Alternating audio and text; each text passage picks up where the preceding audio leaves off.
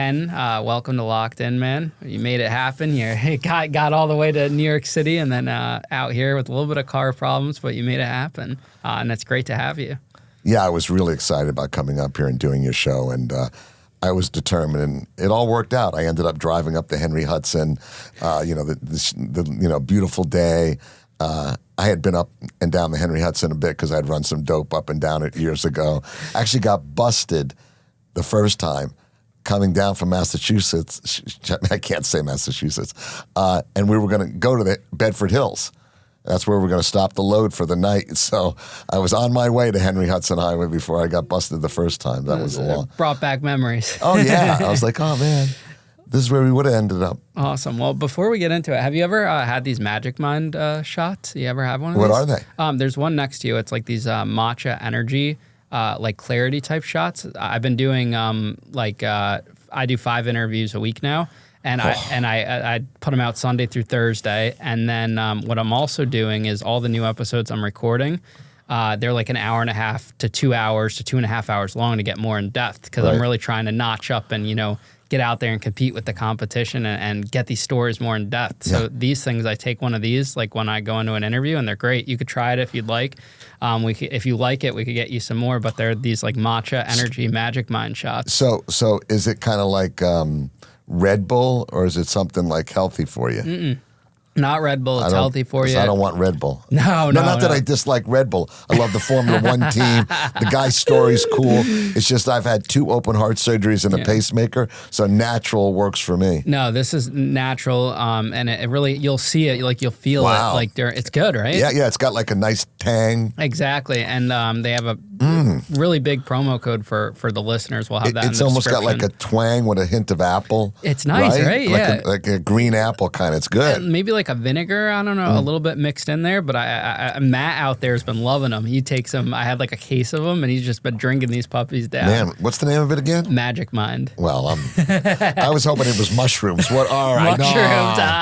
Oh, man. Oh, I took 20 milligrams of the Mike Tyson bites last night. That was my first time doing 20 milligrams at once, and me and my cousin, we were in Long Island. We were dancing in the kitchen at midnight, and I was eating a bag of popcorn just high as a kite. It was what he has magic mushroom bites. They're actually right next to you. They're shaped like an ear, with the ear bitten into it. They're the Mike Tyson bites. They're one of the sponsors on the show. They're great. Is it THC? Or yeah, is it THC. He has CBD THCA products. No, it's straight THC. Yeah, those are the real deal. Those are gummies. Or 10 I know a milligrams. thing or two about THC. Yeah, I'm sure we're gonna learn about that today. Yeah, but I mean, even though I'm retired, come on, we don't go quietly in the night.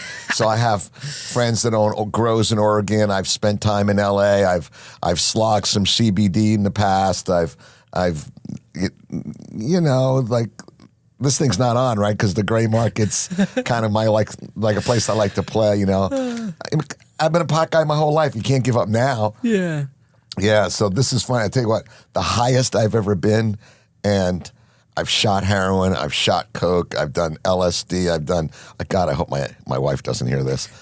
I've never done crank. I just never saw it. What the hell's that? Or speed. I've done speed a little bit. Yeah, I've done speed. But only for working, not for pleasure. But eating. Speed for work? Yeah, we were doing a big offload in the Everglades, 300 kilos of cocaine, and we were up for days. I think it was more to get us all so we were so high, we'd do anything, including killing somebody. That's a story we can go into. It's in the book. But this is his THC edibles. Wow. This is his edibles, Mike Tyson's? Yeah, those are his. When I was working in L.A. pre-COVID, one of my partners had went over to Mike Tyson to see Mike Tyson because she was a big player in the cannabis space. And when she came back, I go, what was it like? He goes, he was such a nice guy. He is the nicest man. Yeah. I've met him a few times now, like 3 times, and just he's so friendly. Yeah. We brought him some of like the pictures and the logo Mike box, because here's his logo here to sign, and he happily signed it, put it on his Snapchat. It was really cool. Yeah, I remember. I was like, oh, you went to Mike Tyson's today? She just said, just the nicest guy. So you know how there's celebrities you kind of want to meet, like, I think that was my stomach. Oh, I didn't hear it. I don't good. He would be one. He's interesting. The other one I always wanted to meet was Jimmy Buffett because he sang so many songs about smuggling and about life in Florida and about every song has a story. And actually in my book, we've took part of his music, refigured it in the audio version. So you'll hear some music like 2 or 3 times in the book. And in one of them's A Pirate Looks at 40, which is his story about smuggling and everything. As a matter of fact, I was on a boat. We were moving a boat offshore to go do a smuggling trip. I wasn't going to be on the trip. And the owner of the boat, we went through a heavy storm. The storm, I mean bad. We were in a little sailboat. A storm hits. All of a sudden, I'm like down below sleeping. Water's pouring inside the boat. The captain, who is a good smuggling friend of mine that I'll tell a lot of smuggling stories about, and he pulls me up. He goes, "Get up there and take down the last sail." And I go to climb over, and I remember he grabbed me by the face. He goes, "Hang on for dear life, boy." I'm a kid. Like, these are these seasoned raw smugglers, And I go to get up, and he grabs me, pulls me right in his face, and goes, "And I mean for dear life." So we get all the spinnaker down, get down below, the wind's whipping. We had hit the corner of a Hurricane David, and we're all talking, and the owner of the boat goes, "Listen, all the hatches are airtight." So in a sailboat, if you're going to go down, you go into the boat, tighten the hatches, and the boat will just roll over. It won't sink. It's airtight. That's why that ship that sunk in Italy that killed all those people and that billionaire, they made a mistake. They didn't batten down the hatches. One hatch was left open. But anyway, when we got done with that, the short story is the next day the sunlight comes. We can see the Bahamas in the distance, and the guy puts on Jimmy Buffett, and he goes, "He's been on more smuggling trips than any man alive." So I just took the listeners into a little story that may not come up again, but I just wanted to... A little prequel. Yeah, a little prequel, exactly. You're big on the prequels. Yeah. Which, speaking of which, you just mentioned the book a couple times. If you want to plug in the name of your book, and we'll have the link to purchase it in the description. Yeah, so the name of the book is One Step Over the Line, Confessions of a Marijuana Mercenary. And actually, one of my drug dealing friends came up with the word marijuana mercenary. So I told him, "Well, I love that. So can I use it?" He said, "Yeah."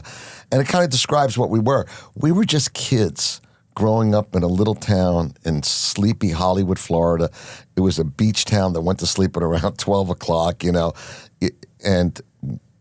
landed there in 1973. Anyway, again, one more plug. Why not? One Step Over the Line, Confessions of a Marijuana Mercenary, and that you can get on Amazon, Kindle, Audible. I read the Audible book myself, which I had never done anything like that before.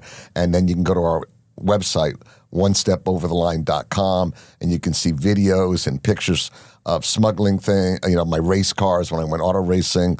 There's a lot of extra information on the onestepovertheline.com website, and then you'll see videos like this video will be on there when it's on. So there's a lot of information on the website that correlates to the book, Awesome. So you're saying you grew up in Sleepy Hollow, Florida? Hollywood, Florida. Hollywood, Florida. Okay. Well, so I guess this is a good time to say, who am I? Yeah, let's take it from the top on your childhood. Yeah. Okay. Tell us about who you grew up with, your parents, like early life for Ken. So I actually grew up in Wayne, New Jersey, not too far from here. It's in upstate New Jersey. It's a farm. New Jersey's the Garden State. I grew up in 1950. I was born in 1957. My family were German immigrants. They had left Germany in 1938 or 39 on the run from the Nazis. They took everything they owned. They just came to America with basically some furniture. And we settled. Actually, my grandmother's brothers had started a small store in New Orleans, years earlier, that grew into one of the largest department stores in Louisiana. And so when we came to America, I guess my grandfather didn't like the heat of New Orleans. There was no air conditioner in the 1930s. So he moved up to New Jersey, where the Dutch-German kind of immigrant farming was, bought a little piece of land. When I was born into a house that was on that piece of land. My grandfather was a semi-retired farmer. My dad worked in New York City for the store in New Orleans as an agent, buying, buyer agent. And it was great. I grew up with horses, kind of ponies, cows, cow shit, hay. it was, and that was the same time that the cowboy and westerns were on every day. So how could you not relate? You were, there was Rowdy Yates and Clint Eastwood and, all these, we grew up on cowboy and western. That was the genre of TV before even sitcoms. And one of the things that always affected me, I always said one day I want to either be a cowboy, a race car driver, or a secret agent. Little did I know I would do all three in a sense. Yeah. So, but in 1969, well, one of the most traumatic things in my life, kind of strangely not traumatic, but eventful, was I failed first grade. That put me, as a matter of fact, I tell the story, I got into the Cub Scouts, and I have a picture I found of me all dressed up, happy to go. And and I never remembered this story completely until I wrote the book. I went to the first Cub Scout meeting. It was the den mother's son's birthday. And I remember I beat him up. Like I beat up the den mother's son in his own house on his birthday. And writing the book, I remembered why. He made fun of me for failing first grade. And of course, my mother called the next day. Oh, can't we work this out? She's like, no, click. And what happens is when you fail first grade, when you're not accepted, you start slipping away from the norms. I suppose at some point you start finding another place to land. I don't know if that's quite my, the whole story. So anyway, we moved to New Orleans in 1969. My dad was transferred down there. And all of a sudden I'm going from like the Norman Rockwell Northeast to the Deep South, what I call Sodom and Gomorrah. I land in 1969. There's hippies, bell bottoms. There's the age of Aquarius. Woodstock was that year. And, just a whole hippie world, New Orleans, a whole different place than I had, than Wayne, New Jersey. And then right after that, my dad died. Like 6 months or maybe a year later. I was 13. And, he had the drug talk with me. I remember being in the pool. We lived in an upper, nice middle class area. And at that time I hadn't done drugs. And the whole summer I was alone. I mean, every day I would get up and just get dressed and I had I guess my friends couldn't connect to how to hang out with somebody that's father's dead. I just was alone. So we go to school starts again. Next thing I know, someone offers me to smoke some pot. So I do, and my friends are back, they see me, but all of a sudden I'm socially in the world again, And of course, it turned out I was the last to find out. Even at 13, I think the debutantes, as I say in the book, were smoking weed, And I started smoking weed, and back then, if you would have bought a joint, sold a joint, you have to deal to get high, right? You have to find somebody. And I sold some weed to get some money to buy weed. It's kind of what happens when you're. And back then, if you got caught with a joint, you could do a year in jail. It's not like it is today. And even today, there's some places they don't have a sense of humor. So, didn't really sell drugs there. Oh, I smoked a joint. The second thing I did was a 4-way hit of Orange Sunshine, LSD, acid. So I go, that was my gateway move, like boom. And then, but in 1973, my mother decided, and this was the turning point, to take us from sleepy, from New Orleans to the town of Florida, Hollywood, Florida. Just, nothing going on. Bars close at midnight, 2-lane roads and the beach. And when I get there, but that's the epicenter. This is ground zero for the future drug wars, right? I mean, when I moved in 73, people were bringing, a couple 100 pounds in. Maybe they'd fly some in or they hide some in their boat. And by 1980s, we were doing freighters, hundreds of thousands of pounds. And I got caught up in all that. The first thing that happened is me and my younger brother move into town and we start finding out there's just these great buds. It's not like the Mexican ragweed that we're smoking in New Orleans. And people in New Orleans are more into secanols and pill. It's a different vibe, city vibe. Florida was like, man, just gold and red buds and Jamaican lamb's breath and really Colombian weed. So for the listener, why is Florida ground zero for the drug wars? Why did Florida become? Because it's the closest tip to South America. Colombia and South Florida are 1,500 miles away. So you can fly a plane or, it's point A to point B is the shortest distance. That's why it ended up happening. California was another, obviously through Mexico, but the Mexican weed was just so bad, just hard-pressed bricks of weed compared to the Colombian, sweet red and gold buds, which the country, America, wanted. So me and my brother start selling drugs out of our little bedroom at my mom's house. We had our own little business. They used to call it the BB&G, Behr's Bar and Grill. You could actually knock on my bedroom window in the middle of the night and get a gram or a couple joints, passed out through the window. So we started selling, buying, ounce of weed and breaking it down. And it got into pounds of weed and started out with a quarter ounce of blow, got into ounces of blow. And we would buy drugs to meet the need of the clientele. So let's say it was a Led Zeppelin concert.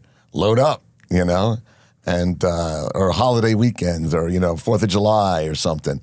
And we just, one time my mom's found, we were kids. We were 16. 17, my mom found 4 pounds of weed in one of the bedrooms. She flushed it all down the toilet. We're like, Mom, why don't you just throw it away, And then we tried to make her a business partner. We're like, I tell you what we're going to do. You don't let us just use the house. We'll cut you in. Of course, she was having none of that. My mom, anyway. While I was doing that, it was, kind of building that little business. Of course, my younger brother got out of it, went to college. That's what most people would have done at 18 because we knew back then there was a thing called juvie, right? So if you're under 18, you go to juvie. Sucks, but you're not going to jail. You're not going to prison, going to some work farm. Still sucks, but you might get 6 months or a year in juvie.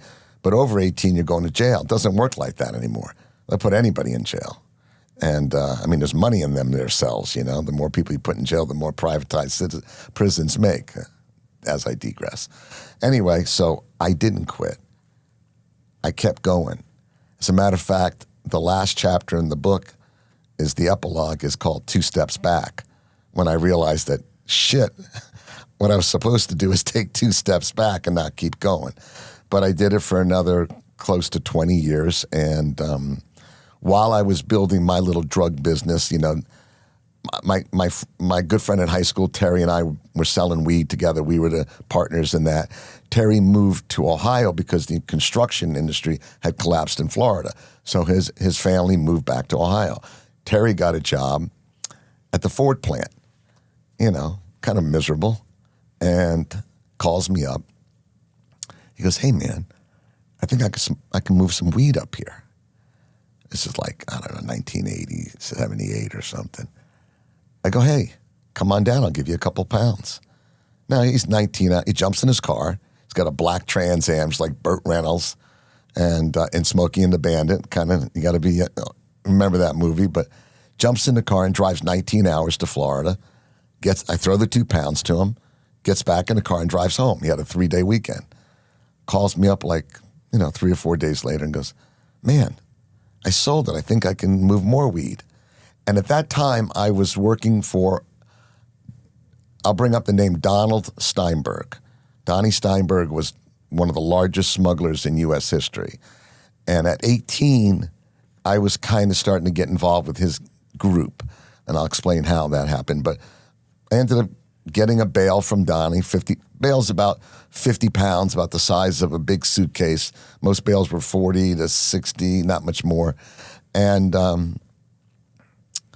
Terry comes down the Trans Am. He's out in the front of my house in this little neighborhood I had rented a mobile home in, and can't get the bail in the trunk. It's that big. It's a little.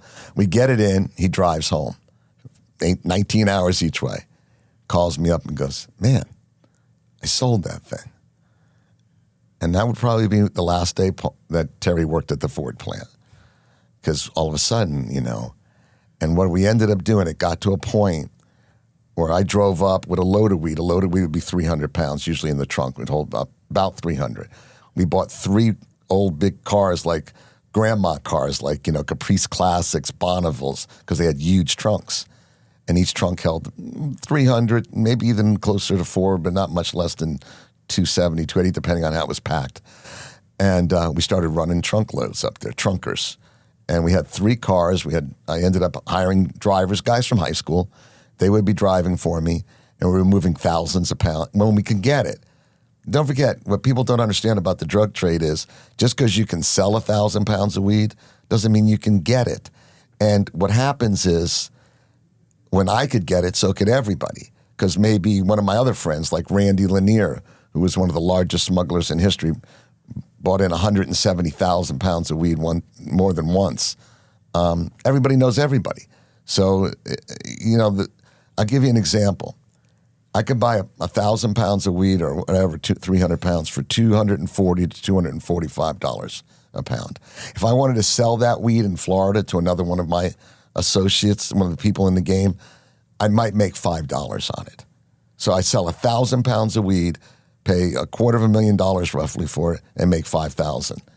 Not a great deal. Yeah, you do it in a day, but to put things into perspective, $240,000 in 1978 or 1980, it's like $1 million today. It's like, 700, it's 2 or 3 times that 50 years later, 40 years later. Why was it so cheap back then? Because when I was in high school, the prices shot way up and people were able to flip it into even more money. How much was it when you were in high school for weed? For a pound, I think they must have been paying like $1,250, $1,500, and then they'd flip it for $2,500 to $3,000. Yeah, but that was green, pretty bud. That was like Tex-Mex, or was it California green? I'm not sure. What year were you in high school? 2000, and this would have been like 2012, 2013. Yeah, I was just good weed being grown outdoor in Oregon and in California. And that's what I ended up getting to in the end. Like my last trip was only 80 or 90 pounds because it was high-end green, not the and it's just the way, and supply and demand. I mean, Donnie was bringing in freighters of they would bring a 200,000 pounds in a freighter off the shore. And then we'd send cigarette boats and fishing boats and stuff out to hit the freighters, bring it in. I mean, I remember being in one house to go grab 1,000 or whatever I was trying to get out of the load. I had a special pocket knife that I used to use just to cut bales. I still have it. I have everything. And I'm on a pile of about 45,000 pounds, climbing it up it's like a mountain of bales, and I'm climbing up it and cutting them open, looking at it, marking it. This is mine, out of the, hundreds of bales. And the same thing happened to cocaine.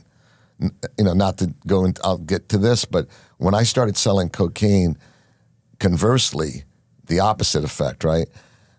Well, the same effect, but not. A kilo of cocaine in the 1970s was $57,000 a kilo. And that's pure cocaine. And think about that. In the 70s, that's like, $250,000 today. But if you cut it in half, and you can easily cut a pure kilo of cocaine in half, you'd get another $57,000. And if you sold it on the street, broke it down and gave it to little soldiers to sell, you'd even get more. So in the very beginning, these guys were making, think about it. You buy a kilo of coke for $57,000, you might sell it and make $70,000. When at the end of my drug smuggling episodes, I was paying between $10,000 and $11,000 for a kilo. And now I'm on the runway I'm in the deal. But that's what it was. If I bought 10 keys if I was going to sell, I did a deal for 10 keys with a friend of mine, all I could make was $1,000. If I went in, if it was 11 and I tried to get 12, it would be hard to get. He'd find it somewhere else. That's how tight the market was. But as an example, when Reagan came in, he put up Big Bertha, the blimp, the radar blimp. They put in the Coast Guard. They put a ton of money into it. They went to stop drugs. And the price of pot, I went from making $5 a pound to $40 a pound because they squeezed all the not say idiots, but the guys that didn't know what they were doing out and left only the really smart people to do it. And people that were creative and kept changing the ways. I'll give you an example. When I first was a kid, my friends would bring a plane load of weed in from like Colombia, fly it over the coast of Fort Lauderdale, like just right off the beach. Each bale would have Calium sticks on it, those glow sticks. You open the door and there's a kicker, and the kicker just kicks the bales out. Waiting for the bales, they're lined up. They know the lineup between like the smokestacks and like a certain hotel. Flashing lights on the little 24-foot speedboats. The bales would land in the water. The speedboat guys would have two guys, a driver and a pickup guy. So the pilot had a kicker, kick them out. He'd pick up the bales, put them in a boat, just drive them right in Port Everglades, put them on a trailer, pull it up behind you. And just to clear things up, there's 168 miles of canals in Fort Lauderdale alone, not including Hollywood, Pompano, Miami. So once you get in, there's a lot of places to hide. But as it got harder, none of that worked. They had radar blimps follow. They could see you coming from Colombia or from the Bahamas. They followed every plane. They knew where all the boats were. People started doing, it became really hard. Started going into other areas like North Carolina, Boston, try to bring the ships way up the coast to get away from the Florida heat, the customs and all. But so anyway, so the reason, that's why if you've ever heard the term square grouper, that's a term that talks about a bobbing bale, to the point where my friends in high school, I go, what are you guys doing this weekend? Oh, we're going to the Keys. I go, well, for what? They go, looking for floaters. That's what we used to call them, floaters or square groupers. And I go, maybe one would just be on the beach. And two friends of mine that are friends, we're all friends to this day, and we're in our 60s, met as, kids on the Hollywood beach with strainers because the bail wasn't meant to, maybe the cops were chasing and they threw the bail out, and maybe it wasn't. When you're going to throw them out of a plane, remember you have a 50-pound object doing 140 miles an hour. You really got to tape it up with duct tape and make sure, So pot would just float on the water, and you just scoop it up with like tea strainers. That's wild. That's the way it was. I mean, it was the wild, wild west. And one of the reasons I wrote the book was because I said to myself, growing up on cowboys and westerns, someday someone's going to want to know the stories of the original cowboys, that the original smugglers, the original guys that built what we do today. And look, cocaine's, it's a bad drug. I mean, especially if it's cut and it's, I say in the book two things. I say, what if there never was a drug war? What if there were just sensible laws and not, because what happens is war begets war, right? It always does. And to get a little historical in this whole thing, marijuana was made villainized in the 1930s. Marijuana is not even a real word. It's cannabis or hemp, sativa or indica. But the government, from what I read, they had this one politician who wanted to make his political bones on, marijuana is around the same time as prohibition. So they made up this word marijuana to make it sound like Mexican, so they could blame the immigrants and for bringing it in. Some things never change, I guess, and in sense. So then that was the first at making pot illegal. But the real war on drugs started with Nixon in like the early 1970s, mid-70s, because there was riots about Vietnam War, and I go into all this in the book, and Nixon wanted to take the public's mind off his political problems, so he made a big thing to crack down on marijuana and called the hippies that were, rioting against the Vietnam War and a bunch of drug-using hippies, they're all smoking pot. And middle America bought into it, and nobody loved it more than the politicians, the lawyers, and it was all going, that it wasn't it was done as a marketing thing, you know. I mean, then when Reagan put the big crush on it, I got that a little more because that was when cocaine was destroying America. So then you might say, well, Ken, what else happened in your life? While I was building my little drug empire to drive weed up to Cleveland to Terry, I met at about 18, in the very beginning, I met a friend of mine's, his father had a partner, and this guy was named Harlan Sanford Perkoff. And I like to say, if my dad taught me how important it was to be good, Sandy told me how good it could be to be bad. He was a professional criminal, kind of. If you've ever seen the movie Tin Men with Danny DeVito and Richard Dreyfuss, it's an old movie about these guys in the 50s that sell aluminum siding, and they went to a Senate subcommittee. They were forced, the 3-day right of rescission law, which means if you buy anything like a house, you have 3 days to change your mind. That law came out of those Senate subcommittees. So this guy was like, he was smart, and he liked me. So next thing and he was selling boats to smugglers. So he was a yacht broker. So the next thing I know, like, my expertise is forging titles at 18 or smuggling millions of dollars to the Cayman Islands. He would say, he took me one time on a trip. He was really sarcastic. And then once I did it with him, he'd say, hey, I want you to go to the Cayman Islands, going to pay you $1,000. You're going to take these 2 suitcases, drop them off at the bank. You know how to do it. They'll meet you at the customs and fly back. It's $1.5 million in the suitcases, right? I'm 18. One time I brought my girlfriend along. We dress up like we're rich kids. And I remember being in the plane. I tell the story. The pilots go, oh, care for a bottle of Dom Perignon? And by 18 or 19, I've drinking a lot of bottles of Dom. I was already that was part of the cool drug thing to do, drink expensive champagne.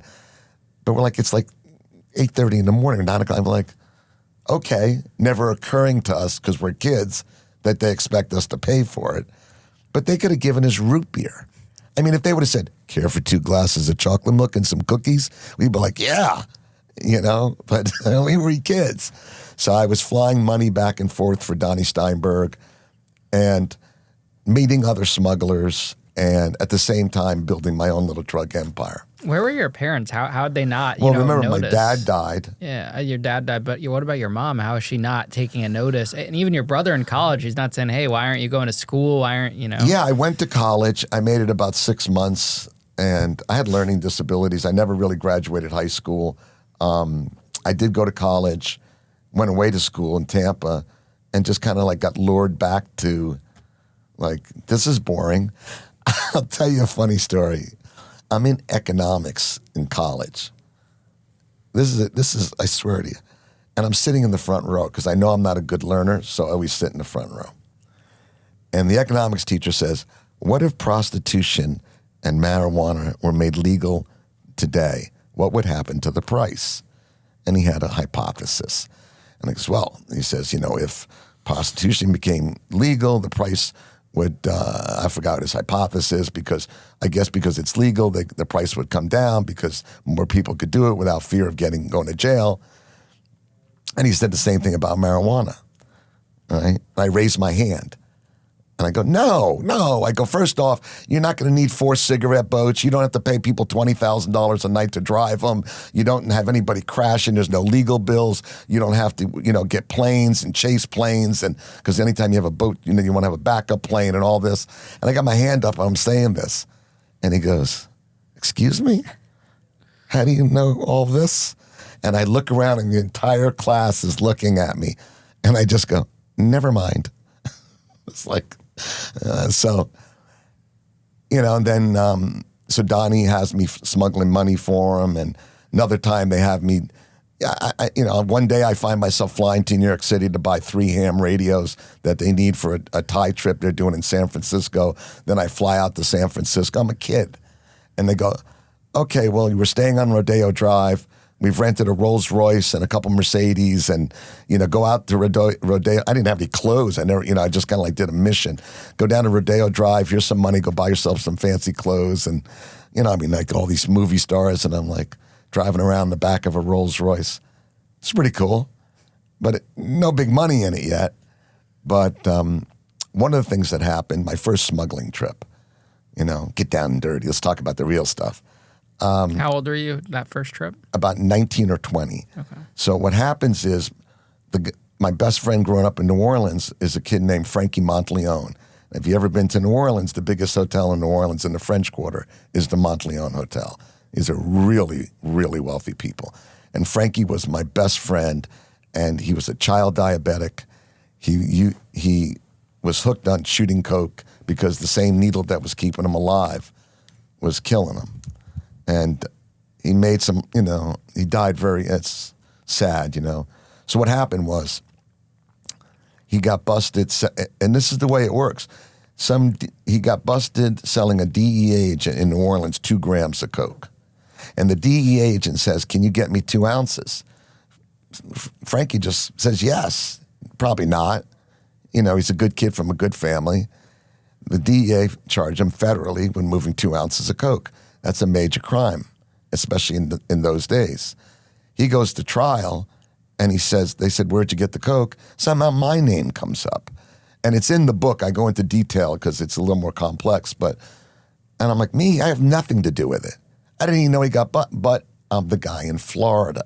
Everybody wants the Florida guy because we're the guys where the drugs are coming from. So Sandy Perkoff, who was partners with Frankie's dad in the boat stuff, says, "Why don't you go leave the country? Go to Jamaica. I have a friend that owns a hotel." I was doing a lot of blow. Everybody was. He goes, "Dry out, hang out, live for free." And I think what the story was, I think Sandy's daughter, Kat, who I went to high school with, was possibly part of what Frankie was doing. And I was Sandy's right-hand guy. I was his lieutenant. I was the guy that moved the money to the islands. I was the guy that forged all the titles for the boats. If they had to move a cigarette offshore, I'd get a phone call in the middle of the night.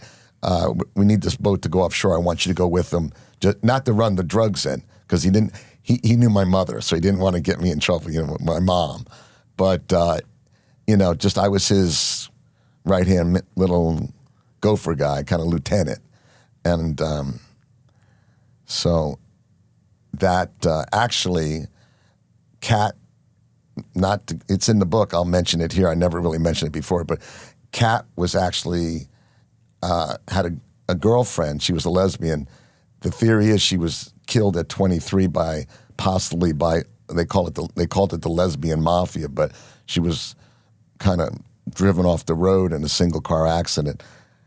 Her girlfriend was a girl named Ellen, who went on to be a major comedian, had her own daytime talk show, and pretty famous today. So Kat was the one that took Ellen DeGeneres out of the closet. And that's actually written up in a book, and Ellen doesn't argue that fact, but a little name dropping, So she was a part of that era? Yeah. Well, she wasn't, I don't think she was involved in drugs, She just happened to be in the vicinity. Well, she grew up in New Orleans. She went to my brother's high school, and Kat went to my high school. Kat was a cute blonde, and Ellen Kat, had basically taken her out of the closet. So those early years that you were describing, you were just watching your friends do all the smuggling or being around, that you hadn't really made that first move? Yeah, because, one of the things is smuggling's not easy. It takes a lot of moving parts. You have to know the right people. You have to have connections offshore. And the other thing is, as I became more and more profitable moving my one major gig to Ohio, it's like a fool's play. Why do I want to get involved in something I have no control of when I can buy weed in Florida, put it in a car? I'm not driving it anymore. I'm paying people to drive it. My partner's going to sell it, send me the money, and I can do it from my living room, as we basically call it, doing a drug deal by remote control, and go jet skiing all day and play racquetball. It's still not easy. Look, I ended up in Miami one time because there was no weed. Through a friend of a friend. Never do a deal through a friend of a friend, even a really good friend. And I'm surrounded by 3 Latin guys, and I'm looking at $100,000 worth of weed laying on the ground, and they're like, I go, "This is shit weed. I'm not buying it." And I guess he was Colombian, looks at me and goes, I don't exactly know what he said, but it translated to, you don't have to take the weed, but the money's staying here. And when I tried to give him a look, one guy opened up a duster and there's an AK-47. The next guy has an M16. And the third guy I wasn't paying attention to. I was loading the weed in the trunk of the car, right? So I don't want, it's a really difficult business, the drug business. One day you can make $100,000 and you can get killed the next. And, paralyzed I have a friend of mine that's in a wheelchair for the last 40 years. He did one coke deal with a guy shot him in the back 3 times. I have another friend of mine, really good friend of mine, Cuban guy. He was a fisherman, and he would find the floaters. He worked as a sport fish guy off the piers in Miami. Bring me the floaters. I'd cut them open, take them out to a farm in Davie, dry them out, wash them out with fresh water to get the salt water off the weed. Then we spray the weed with Coca-Cola to get it sticky and then pack it all back up and resell it. But not usually you sell it as top tier weed. We would sell it as like filler or something. But when the bales were floating and he found one, he'd bring it to me. He got killed. He fronted some Italian guy 2 kilos of coke in Manhattan for about $70,000 worth of product at the market price. Went up to get it, and the guy just took him to a warehouse and killed him. Wow. So what do you think was safer, being the smuggler or being the dealer? Being the dealer. And why is that? I feel like you're more exposed as the actual smuggler, as the dealer. But if you're a smuggler, listen. I'll tell you some stories, and you'll learn. People that's most deal. I know guys that are dealing. You can last 20 years. Smugglers don't always. They either you can get killed in the boat or the plane. You can. It's hard to put a deal together. Most smugglers don't get along it's like a football player, right? Quarterbacks last forever, linemen and running backs 3 or 4 years. It's the volatility and the moving parts, right? Like my gig to Ohio, how many moving parts did I have? All I had to do was buy the weed in Florida, give it to the 3 or 4 guys that I went to high school with, put them in the cars, they drive it up there. My partner, who I went to high school with, sells it, sends the money back, and I go to all my connections and find another load. I'm not really near. I'm near the product, man, and understand. There's drug.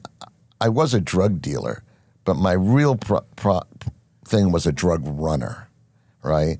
When you brought a load into Florida, you called me, and then I would try to move a chunk of it for you. I was.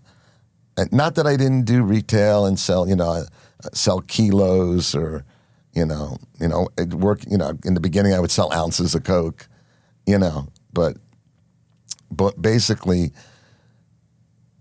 there's less moving parts to a drug deal. Now, if you're a guy that's on the street, in downtown Detroit selling grams, I don't know how. That's not my expertise, but. Hopefully you don't get a drive-by, Yeah, so you were the connector. You were putting the pieces together once the product came in. Yeah. That middleman. They used to call guys, the nickname for us was land sharks, right? So once the sharks brought it in, the land sharks would move it. Because you had to get it out of South Florida. There's no profit. If you can get it up to middle America, like I was taking it to Ohio, I had a good friend of mine that was moving tons of weed to Michigan, because the profit, where a pound of weed was $245, let's say, in Florida, it was $445 in Michigan.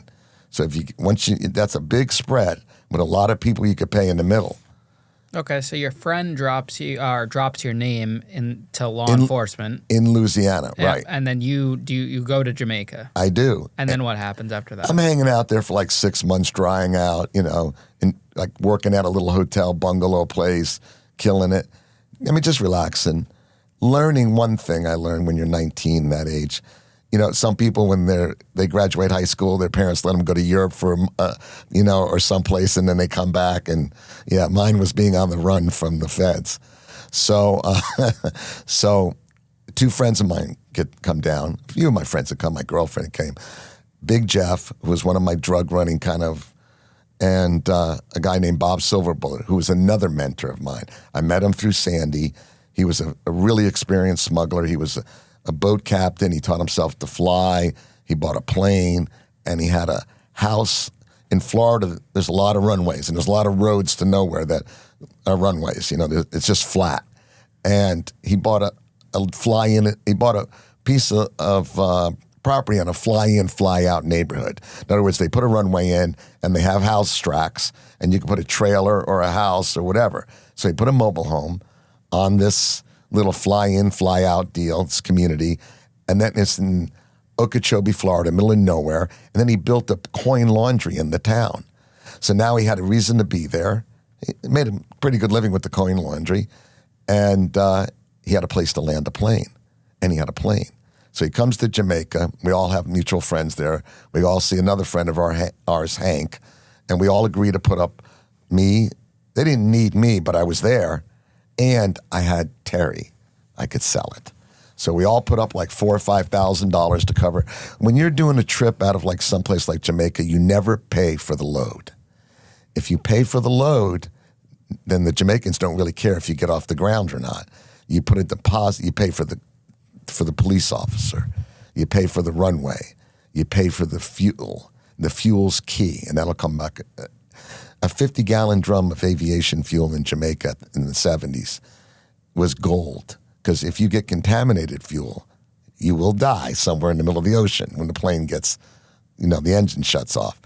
So it was really important to get good aviation fuel. That's almost as important as having a good runway with plenty, solid surface and plenty of room between the landing tree line and the takeoff tree line. And the other thing is, you've got the local cops paid off, right? So I saw, when I was living in Jamaica, I saw this truck with a 50-gallon drum of fuel drive down the street with a couple Rastas in it. The cops pull up. They tell them to unload the fuel, put it in the back of their truck. The thing weighs like 300 pounds, so they're lifting it up. Then that happened. They start billy clubbing them and arresting them. And you know what's going to happen to that 50-gallon fuel? The cops are going to sell it to somebody else. So, that's how hard it, they're not easy. So anyhow, Bob flies in. Oh, we all leave the country. Now, I don't know if I'm not wanted. So we all fly out of Jamaica. We sneak out kind of in the middle of the night because we don't want the other smuggling groups to know that I'm leaving and they're leaving. What does that tell them? These guys are going to do a trip probably. So we fly to Jamaica, to the Bahamas. They go in front of me. I go through. I'm wearing a flowered shirt, got a drink with an umbrella on it, just look like a drunken tourist. The bells don't go off. So back then they had like stoplight, red, green, yellow. And if you walk through customs, if one of those lights went off, you were being taken in the back room. That means you were on a watch list. So luckily nothing happened. But you had a passport. Yeah. So nothing got flagged. Yeah, okay. Yeah. Right, because one of the things that that's happened, you might have heard other smugglers talk about. You fly to Colombia, you fly someplace, and you illegally land without documentation. You crash. It's hard. It's hard to get back out of the country because you might have a passport, but it's not stamped. So that's one of the things that's happened to smugglers when they crash or get stuck in a foreign country. They have to smuggle themselves back out of that country and into America. You have to have your passport stamped. I did. So I get in. Bob brings the load in. I drive it up to Terry's in Ohio. We make our money, and that was my first smuggling trip. I was about 19, maybe 20, and we did good. So how much did you make off of a trip like that? I don't even remember. So it wasn't all our weed. Part of it belonged to Hank, the guy down there. I probably made, we sold 600 pounds. I probably made about $40 a pound. And that wasn't risky at all you don't think it was risky? Like you already had that heat on you and you decided to go with a group of guys that you hadn't really heard from in a while? Well, I knew they were good guys. Well, It could have been a setup. Anything could have happened to get you back that in. didn't even occur to me. Not with those guys. They were my drug running. Me and Big Jeff did a lot. Me and Bob and me and Big Jeff. Well, let's put it this way. Good thing it didn't happen because we did a lot more trips together. Okay, so that kept happening, and now you're going into your early 20s. Right. So I'm doing that. Are you back in the U.S. at this point? Yeah, and I'm starting to build. That's when I really start to build the, now I'm back working with Terry. Terry had come to Florida without talking to me, went down to Miami with this other guy, Kelly, and got robbed for like $100,000, tied up in a hotel room. So then they decided that I was the best connection they had in Florida. So they didn't have to come to me anymore, because by that time he was coming down buying from me and I was shipping to him. It became just me shipping it up and them selling it. What happened to the guy that got arrested and that threw your name under the bus? Frankie Monteleone. He was my best friend. He came from a family. When his dad died, his end of the will was $125 million. That 2-ounce charge, Frankie went to jail. He was only supposed to do a year. His father and his right-hand man, Fred Forrestal, said, let him go to jail for a year. He'll go to Club Fed. He'll learn to he'll play tennis. He'll get in shape. He'll clean his act up. And his father was wealthy enough where he could probably have made a much better deal. But maybe he felt it was best to get Frankie off the streets and give him a chance to, scare it straight. Frankie got out, and he had probation, and he got violated every time he got out, because he was a cocaine addict. He was a drug addict. You can't fix that by putting a cast on it. That's like having cancer, right? It's a disease. And Frankie did 25% of his life in prison. Get out, violated, out, violated. He ended up doing 10 years in prison, got out, finally got off paper, and died at 44 in the dentist chair of either, I don't know what happened, maybe. I don't know if he was doing drugs and overdosed. He was a child diabetic, but what a crime. This is one of the richest people in the world. He never would have committed, but the system just wanted a body. They wanted the name, right? They busted the name Monteleone. When you pull into New Orleans, fly in, on top of the city, it says in big red letters on top of the hotel, the Monteleone, And, but he was my first running buddy. I'll tell you a story that I've never told, but that's in the book. So we had money. Frankie belonged to the country club. His father owned the hotel. We could go to the country club or the hotel and sign for breakfast, lunch, and dinner, anything we wanted. My father worked for what was once our family's department store. It was the third largest department store in Louisiana. It's 7 stories, takes up 2 city blocks in downtown New Orleans. I mean, and my dad we didn't own it, but he was an executive. So I could go there and buy anything. Imagine being able to go to a department store and buy anything you want with a pen. Now, obviously, I'm a kid. I don't want anything. My mother would say, go down and get some jeans, and I'd bitch about it. It's not like I'm going to come home with a armoire, or like hey, look what I bought, Ma. I couldn't do that. I'd have to ask permission, but I could sign. And the one thing we couldn't do was sign for drugs. And we're there, we're like 12, 13. We want to get laid. We're reading books like Catcher in the Rye and Les Miserables and Green Mansions in school. We're being forced to, become society, well-read. All we want to do is smoke weed and get high. So one day, Frankie, because of who he is, knows this hippie in New Orleans in the French Quarter named Al Clark. And Al Clark was like a famous hippie. So Frankie makes a deal. This is when we're like 12, 13. It's before, he goes, he's going to trade his hypodermic needles for his diabetes for some joints. So we get a ride down to the Quarter. If anybody's ever been to the French Quarter, it's shady, seedy. The buildings are hundreds of years old. We all go all the way back in the French Quarter. And there is Al Clark, and I go into this room, and I'm a farm boy from New Orleans still. And there's a girl walking around basically with just a midriff top on with her boobs hanging out and a pair of underwear. And the closest I'd seen anything like that was still National Geographic. I hadn't even gotten to Playboy yet, I don't think. And there's a guy laying on the table with no shirt on, no shoes on, just a pair of bell bottoms with a piece buckle belt bottom, buckle. And he's got a burn on his chest. and he's got his friends are trying to light a cigarette, and I'm looking around, and it's like this 1600s or 1700s building, all old and unrefurbished, and the girls walking around, half clad, and Al Clark's there, and this guy. I said, they said, well, this guy was, he's overdosing on heroin. He's trying to kick it. They sent him to Charity Hospital, which was actually one of the first free hospitals for people.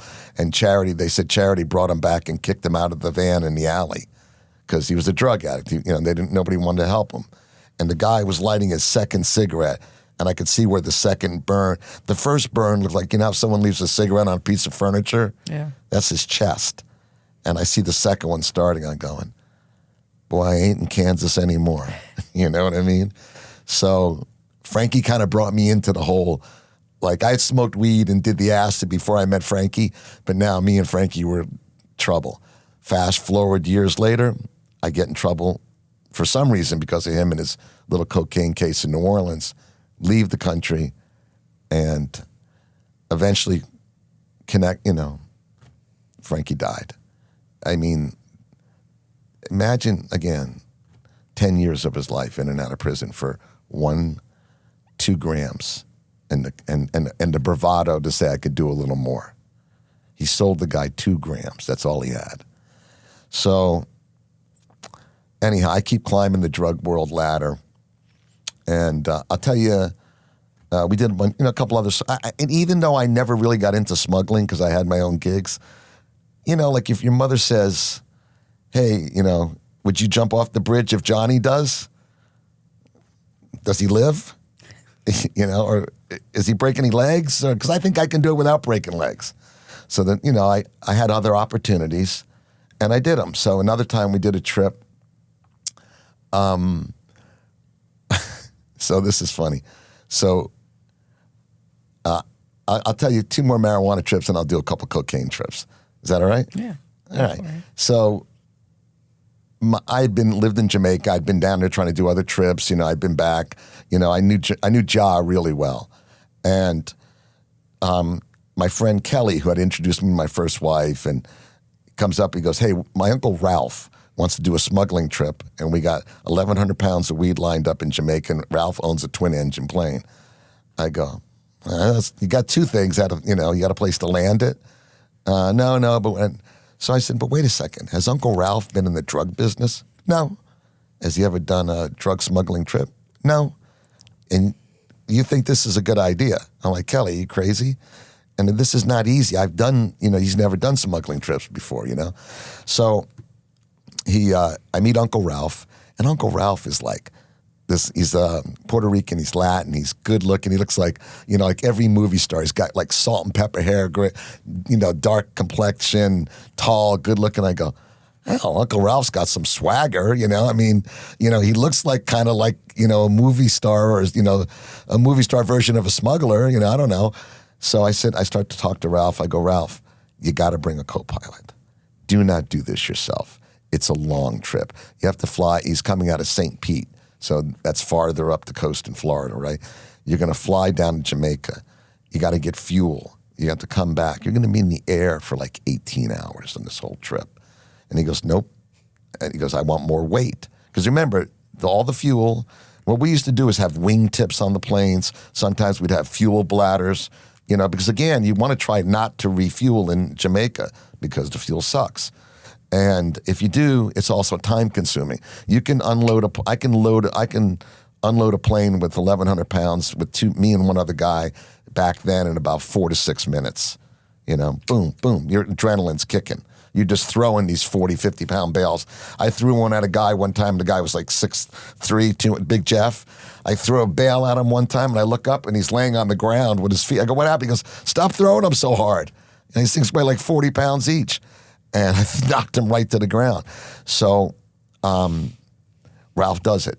He flies down to Jamaica. Oh, so we're gonna try to find a road to nowhere in the middle of Florida to land. And we found a road, but we're a little concerned about who else might know about the road, who do it. Sometimes they were going to build those neighborhoods in Florida, and it was all a scam, and they put the roads in, But, I don't know if you remember the old Florida real estate scams in the swamps. It's a lot of roads that make no sense while they're there. Either they were built by smugglers or they were, built by people that were telling people.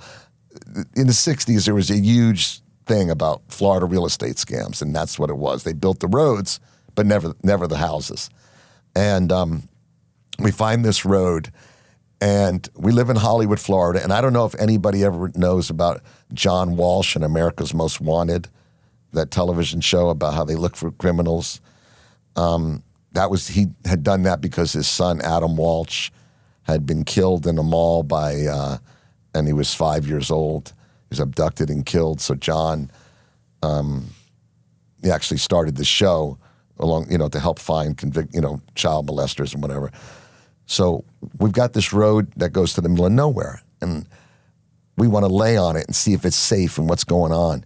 So we go buy one of these remote control planes. We go to buy that are horribly hard to fly. Like, you crash them all the time. You have to wind them up and start them. And back then they didn't have radios. It was like a circular thing. You'd hang on to it. They were impossible to fly, which was perfect because then we could spend hours, have a guy on the road. People ever showed up, what are you doing? Trying to fly this, We go to the mall, and in the mall that day, Adam Walsh, who I knew Reve Walsh's mother, I'd met her, smoked a joint with her once, and I knew and I run into a friend, one of the guys that works for me's mom, who's friends with him, and they're like, "Hey, Kenny," I was with my friend Lee, done a lot of smuggling trips with Lee and shit, and we're there to buy the plane to take to the road, and Adam Walsh, they go, "Hey, you got to help us find Adam." I go, "Well, what's the deal?" She goes, "Well, Reve left him in Sears to play video games, to go shopping, and he's been abducted." And for those listeners that don't know the Adam Walsh story, that I was there the day trying to find Adam. We looked all over for him, drove around the neighborhood. It's a big story. If those that have never researched the Adam Walsh story or know who John Walsh is, and he's still got a show on TV now about America's Most Wanted. His son hosts it. John, actually back 20 years ago when I helped him move from one house to the other, he had spoke at that time in front of the United States Senate more than any single individual. No, it's non-Senate, not politician in the history of the country. So that man and that woman who lost their child to a sadistic murderer, they found him with his head cut off in the Everglades, a 5-year-old child, went and that's why, the NCI, the shows with they only look for kids. The Missing Kids Network, and the FBI now has a system for finding children. All that was created by John Walsh. So not to digress from my smuggling stories, but I just like to give credit where credit's due, and for people to understand, it's crazy.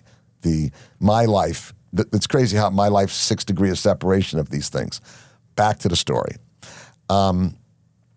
So we get the plane, we go out there, and we decide that the road a car shows up with like 4 antennas on it, dark windows. Lee flips out, hides in the woods, and we don't use the road. The other problem was the road was too far for the range of the plane. It was cutting, we had about 1,100 miles of range, and it was cutting it tight to get off the road. And Kelly and they weren't sophisticated enough to understand to bring extra fuel, and they just didn't get what to do. So Uncle Ralph decides he's going to fly the load of weed right into his, what they call FBO, fixed base of operation, where you park your plane, which is downtown St. Pete at the St. Pete airport. And I'm like, what? This is already blimps, customs, military planes. He's coming out of Jamaica. That's a shot in the dark. But hey, I'm along to get the load. I'm willing to help put up my time because I'm going to take the load and sell it. And Kelly's my best friend, and he asked me, and again, Mom said jump off the bridge, right? So I have my crew, my drivers, the guys that are going to take the load. I have 3 cars and 3 drivers. And then we have Lee and another guy, Scotty, who's never done a drug deal in his life. He's a high school friend, said, "Hey, how would you like to unload a plane? Pay you a few bucks." So I'm sitting so Uncle Ralph now has to fly from St. Pete to Haiti, load up with refuel in Haiti because he's trying to get as much clean fuel in the plane, then fly to Jamaica, load the plane. Remember, he's going to land, and 4 or 5 minutes later, the plane's going to be ready to go. They're going to load it. He might get a top off in Jamaica, probably will, but again, he's got full fuel tank. So if he gets a little contaminated fuel, it's going to be, it's going to be a small part of his full 1,000 pounds of fuel or whatever he's got. Takes off, makes it all the way to St. Pete, and now we had separated the crews. The driving, the moving crew was in a little shitbox hotels off, 20 miles out of town. The offload crew and I are staying at the hotel where the Playboy Club is, and they're, these guys are bitching. You guys are going to be out of town, out of the center of the action. I got there just in time to go up to the room. I got a walkie-talkie and a pair of binoculars, and I brought $20,000 cash just in case something went wrong. And then we had a friend of ours that was a college kid whose parents had given him the grandparents' car to go to college. I hired him. He was going to school in Atlanta to come down and be one of the drivers. And I had his grandmother's car parked down below at the hotel with the keys under the mat. So if any shit hit the fan, you come back, grab the car, and go. So I'm sitting there waiting for the plane, trying to listen to the walkie-talkie. All of a sudden, see coming down the first, third, it's like right down St. Pete, like the water's right there. Uncle Ralph's 240 Volvo. You never seen a 240 Volvo? It's like that. It was like the commercial point is the safest car ever made. It's like ugly but safe. It was the old square box first Volvos, one of the first ones. And every time it hits an intersection, it goes airborne. And I'm like sitting there and right behind them is 5 cop cars, and they're surrounding them. They're on these bumpers. They're on the edge. All the lights are going. All 5 cars are going airborne. Sparks are flying out. And as it goes underneath me, I see my high school friend, Lee. I see Scotty at the steering wheel, and Lee trying to jump out of the car. The door's open, and Lee's going to jump. And Lee was always the biggest ballsy guy in high school. Like Lee was, but I'm thinking, I wouldn't do that. I'm thinking to myself, that don't look good, Lee. You're going to get killed. Lee turns around, and they keep go right by me. And I'm sitting there going, shit, I think it's time to go, right? This didn't work. So I take the walkie-talkie, I wrap it in newspaper, run up a couple stairs, and shove it into like a cubby hole or something. Grab the $20,000, because I don't want to be caught walking out of the hotel with the walkie-talkie and the money. And here's why. In conspiracy theory, and if there's a conspiracy, they arrest the guy, the plane, they arrest the pilot, the pot. They find me 3 blocks away with the money, and they find the radio. I'm part of the group. All you have to do is talk about it. The American law is set up that even if you and I are talking about doing a drug deal, I do it, you know about it, you're a conspirator. And you can get just as much time as the pilot. You're all guilty. So I'm not too nervous, but I remember walking towards the door at the hotel, like breathing, just like watching the door get closer and closer, going, I got to get to grandma's car, you know what I mean? And I get in the car, throw the money in, reach under, find the key, start it up, and head out of town to the stash house. Turns out, somehow, Scotty drove the little old Volvo that probably never did over 80 miles an hour in its life. Lee jumped out, and they arrested Scotty. They finally caught him. In the middle of this, there's a pickup truck parked next to a plane at Uncle Ralph's hangar full of 1,100 pounds of weed.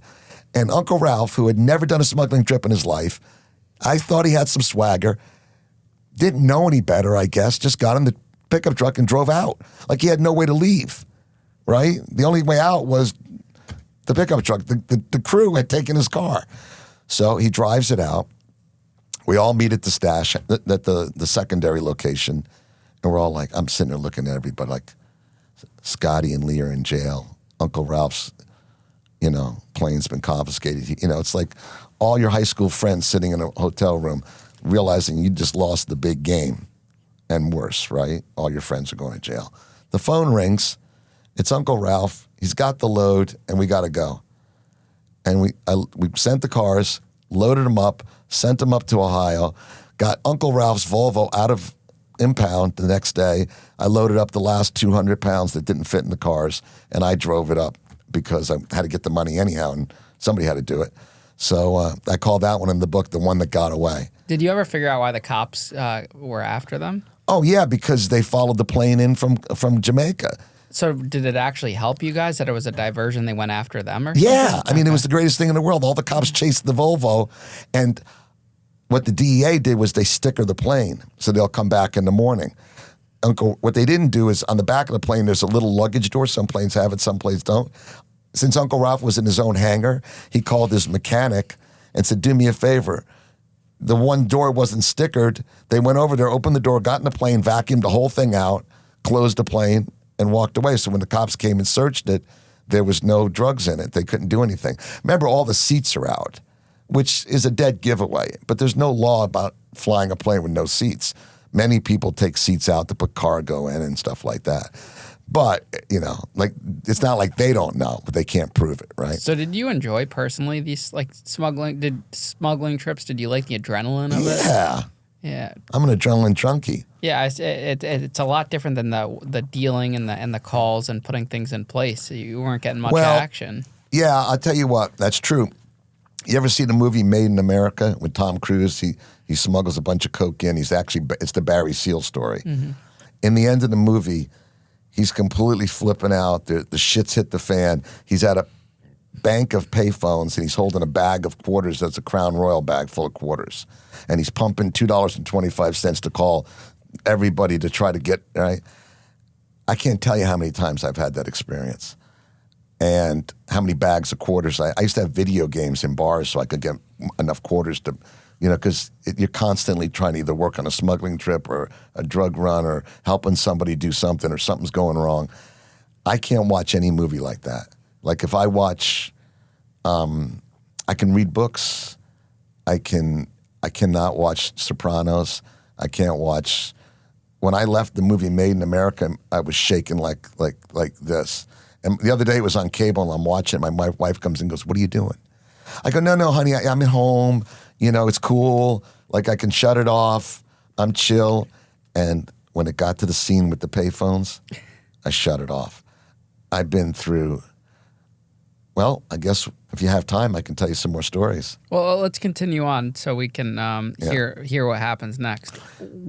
How much were you making at the peak of this, of the smuggling and the dealing and doing those transactions? If I said after I got busted the second time, if I knew I made this much money, I would have quit. It's hard to say because I'd lose money on one deal. You make 80. I remember one time my girlfriend came home. And she came in the house, this girl I was dating, nothing big. I was out drinking, and she found $80,000 in a garbage bag in the closet. Not hidden, just laying there. So maybe I was making hundreds of thousands a year. I don't know, Did you have a way to launder it at all, or were you just spending it in cash? I had fake business. Bullshit stuff my accountant would do. We'd buy everything in cash, Everywhere you went, you had a pocket full of cash. I go to a sub shop, and I try to pull out a $20 bill, and it'd just be like $2,000 in my pocket. Here you go. And you're a young white kid doing all of this. Yeah. You're not getting any, targets on your back from other no one. So remember, everybody's doing. I used to go race car. At one point, I went auto racing. It was $6,000 a weekend. Maybe more. And if you didn't wreck. I was doing that, but I got home invaded. I had my good friends Bobby and Keita, Bobby was one of my partners. There was a group going around home invading people and robbing them, and they had robbed Bobby and Keita, and they had robbed some other people, and there was another group going around. In my book, I talk about this people that lived all around me that I actually was friends with that were going around robbing people and cutting their throats.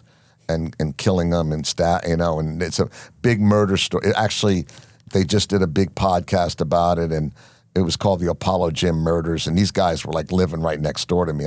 In the book, I can go into detail, but the guys that actually robbed me actually committed one of the most famous murders in Miami. It's about the Henry Cowan, Stanley Cowan murder, and his wife Joyce Cowan, and huge thing. 20 books. The Dateline, all kinds of stuff went into it. But I knew they were coming. I was looking out for them. I was starting a new shell company, and I was walking out the door with my briefcase, and I'm looking out my pinhole in the door to make sure there's nobody out there. I go in to get a roll of toilet paper. I go, I got to get a roll of toilet paper for the office. And I walk back out just as the guy was walking up. And he's like a kid dressed like a cop. He's got on the black shiny shoes, and I go, and I had a gun on me because I knew they were coming, and I never carry a gun. If you go to my website, there's a picture of the gun. It was a Walther PPK, the same as James Bond. I had to buy it because James Bond. Remember, I wanted to be a spy, a secret agent, and a race car driver. And a cowboy. So I was already a cowboy growing up. Then I was racing cars. My secret agent part might be more into the DEA than the drug dealing, but I go outside and the guy's right there. He grabs his gun. I go to get mine, and he gets the drop on me, as we say in the cowboy days. And I don't care what anybody says. I don't care how ballsy you are, how everybody's going to carry a gun and save the day and stop every shooting that's going to happen in America. When someone puts a gun in your face, when they do that, it looks like it looks like a cannon. And so here's the gun's right in my face. I go to get my gun. I'm outdrawed, as they say in the Old West. So they take me in, tie me up, lay me on the ground, put my head between one guy's ankles, puts his gun on top of my head. I can feel the gun resting on top of my head. And they're robbing the place. And I have secret compartments in this house everywhere. I have one secret compartment. It was so secret I never bothered trying to get in it. Okay? I mean, I had place for my Rolex and all my stuff in a closet. I had a safe in the front room that was open. So if you broke in, I used to leave a couple $100 and a couple grams of blow on my counter when I went out at night, figuring if someone broke in, they might grab the little stuff and leave. And I had a safe in the front room that had some bars of silver and some other stuff in it. I also had another safe hidden underneath my bar. And above the bar, where all the glasses and the lights, all the soffit up there, I had a little tool that would pop a door open that you could put, 50 kilos or whatever you want. Not, I wouldn't put that many in there, but it could hold as much as you wanted to put in. So they're robbing me. They find the holster to the gun. So then they find the gun on me. Then they take my Rolex and they go, I'm trying to get the guy, they're stealing the stuff from the front safe. And they go, where's the money? They got the gun in the back of my head. I go, there's 10 grand in that suitcase there hanging by the, whatever. So they grab the 10 grand and leave. They actually had moved like an $8,000 piece of art to take a briefcase. But they didn't even know it was. No, I didn't know what it was. Yeah. So they leave. My 2 kilos are still safe up there. That was about $60,000, and whatever other money I had hidden in the house. And so I call my friends, Big Jeff, Nathan, who's I'll tell you about him later, and Lee, and my other friends, Bobby and Keita, who had been robbed by these people. They all come to my house. So what do? Get one of the kilos out, start getting high and drinking and saying, So in the middle, strangely, in the middle of the night, Big Jeff got up. He had an M16 in his hand. He fired a round off, and I guess I got up to use them. I don't know if he shot the gun because I flushed the toilet, or I don't know what happened, but when we woke up, there was a bullet hole going through 4 walls in my house, and nobody got killed. But what we ended up doing is Lee and Nathan went. So here's another story. We kind of knew these guys who they were. Like, they were robbing enough people where we're starting to get a feel. What are their names? And I had their names written on a piece of paper. And I had the piece of paper stuck to like a cork board in the kitchen where the phone was, when people used to have phones. And I looked at it one day and go, you know what? Just in case, I flipped the paper around so the names were facing the wall, in case they came in and found. Sure enough, they never saw that piece of paper, but we kind of knew who they were. We were starting to feel them out because enough people were getting robbed. So we go to this, Nathan and Lee go by this house that we kind of felt like the kid was living with his parents, knew those guys. And they fire like 6 rounds into the soffit of the house. There's no attics in houses in Florida, so just hitting the roof line, that flips out the people inside. And there weren't a lot of cell phones back then, right, in the 80s. So what happens? They call their friends that are robbing us at their houses and their businesses, and everybody's calling everybody saying so-and-so's house got shot up. We robbed the wrong guy. What we did was I had a friend of mine whose sister worked at the phone company, give her a couple grams of blow, and she gave us the spider web of all the people and where they were. So now we knew they had a business and who they were, who they really were, and they had a business in Coral Springs. It's like a little sleepy town, right? So then at some point, they had actually shot at one of my other friends. He was driving down the street with his girlfriend. At some point, they shot at him, so they were trying to kill him. So we said, he comes to me, he goes, hey, we got to do something. Because we're drug dealers. Rob us, we're okay. I'd rather go make more money. I don't want to call the police. I don't want to kill anybody. I don't want to start any trouble. I just lose 10 grand a Rolex and a pistol. That's a good day, right? Not too bad, and not like losing 100 grand. There's 2 kilos and this and that. So he says to me, I got a gun. I bought a gun, and I got these 2 guys that are 2 friends of ours. One was a special forces, and the other guy was a karate expert. So I go, all right. So we go buy a car. We have to find a getaway vehicle. And back then, the license plate would stay with the car. So we find a blind lady, which is perfect. She's selling the car because she's blind. So I go, this is great because this way she can't recognize us, The neighbor comes out, what's going on here? I go, oh, let's get out of here. We throw a fake tag on the car, give the car to the guys. They go out, and they're going to kill these guys. And thank God of all the stupid ideas, and I didn't think they would. It was $5 grand up front, $5 grand when they were done. And I'm like, these guys aren't going to kill it. No way did I buy into this. But I did buy the car, and I did put up $5 grand, put up half the money. It was 10 grand up front, 10 grand after, I think. And that was it. And they corner the guys, but nothing happens. Luckily, thank God, right? Because I don't want to kill anybody, not for any reason. And luckily for us, 2 things went good or bad. The guys that were going to do the hit, they got arrested for something else. And then the guys that we were going to, the robbers, got caught. And they ended up calling us. We had went to the police after they started trying to kill people.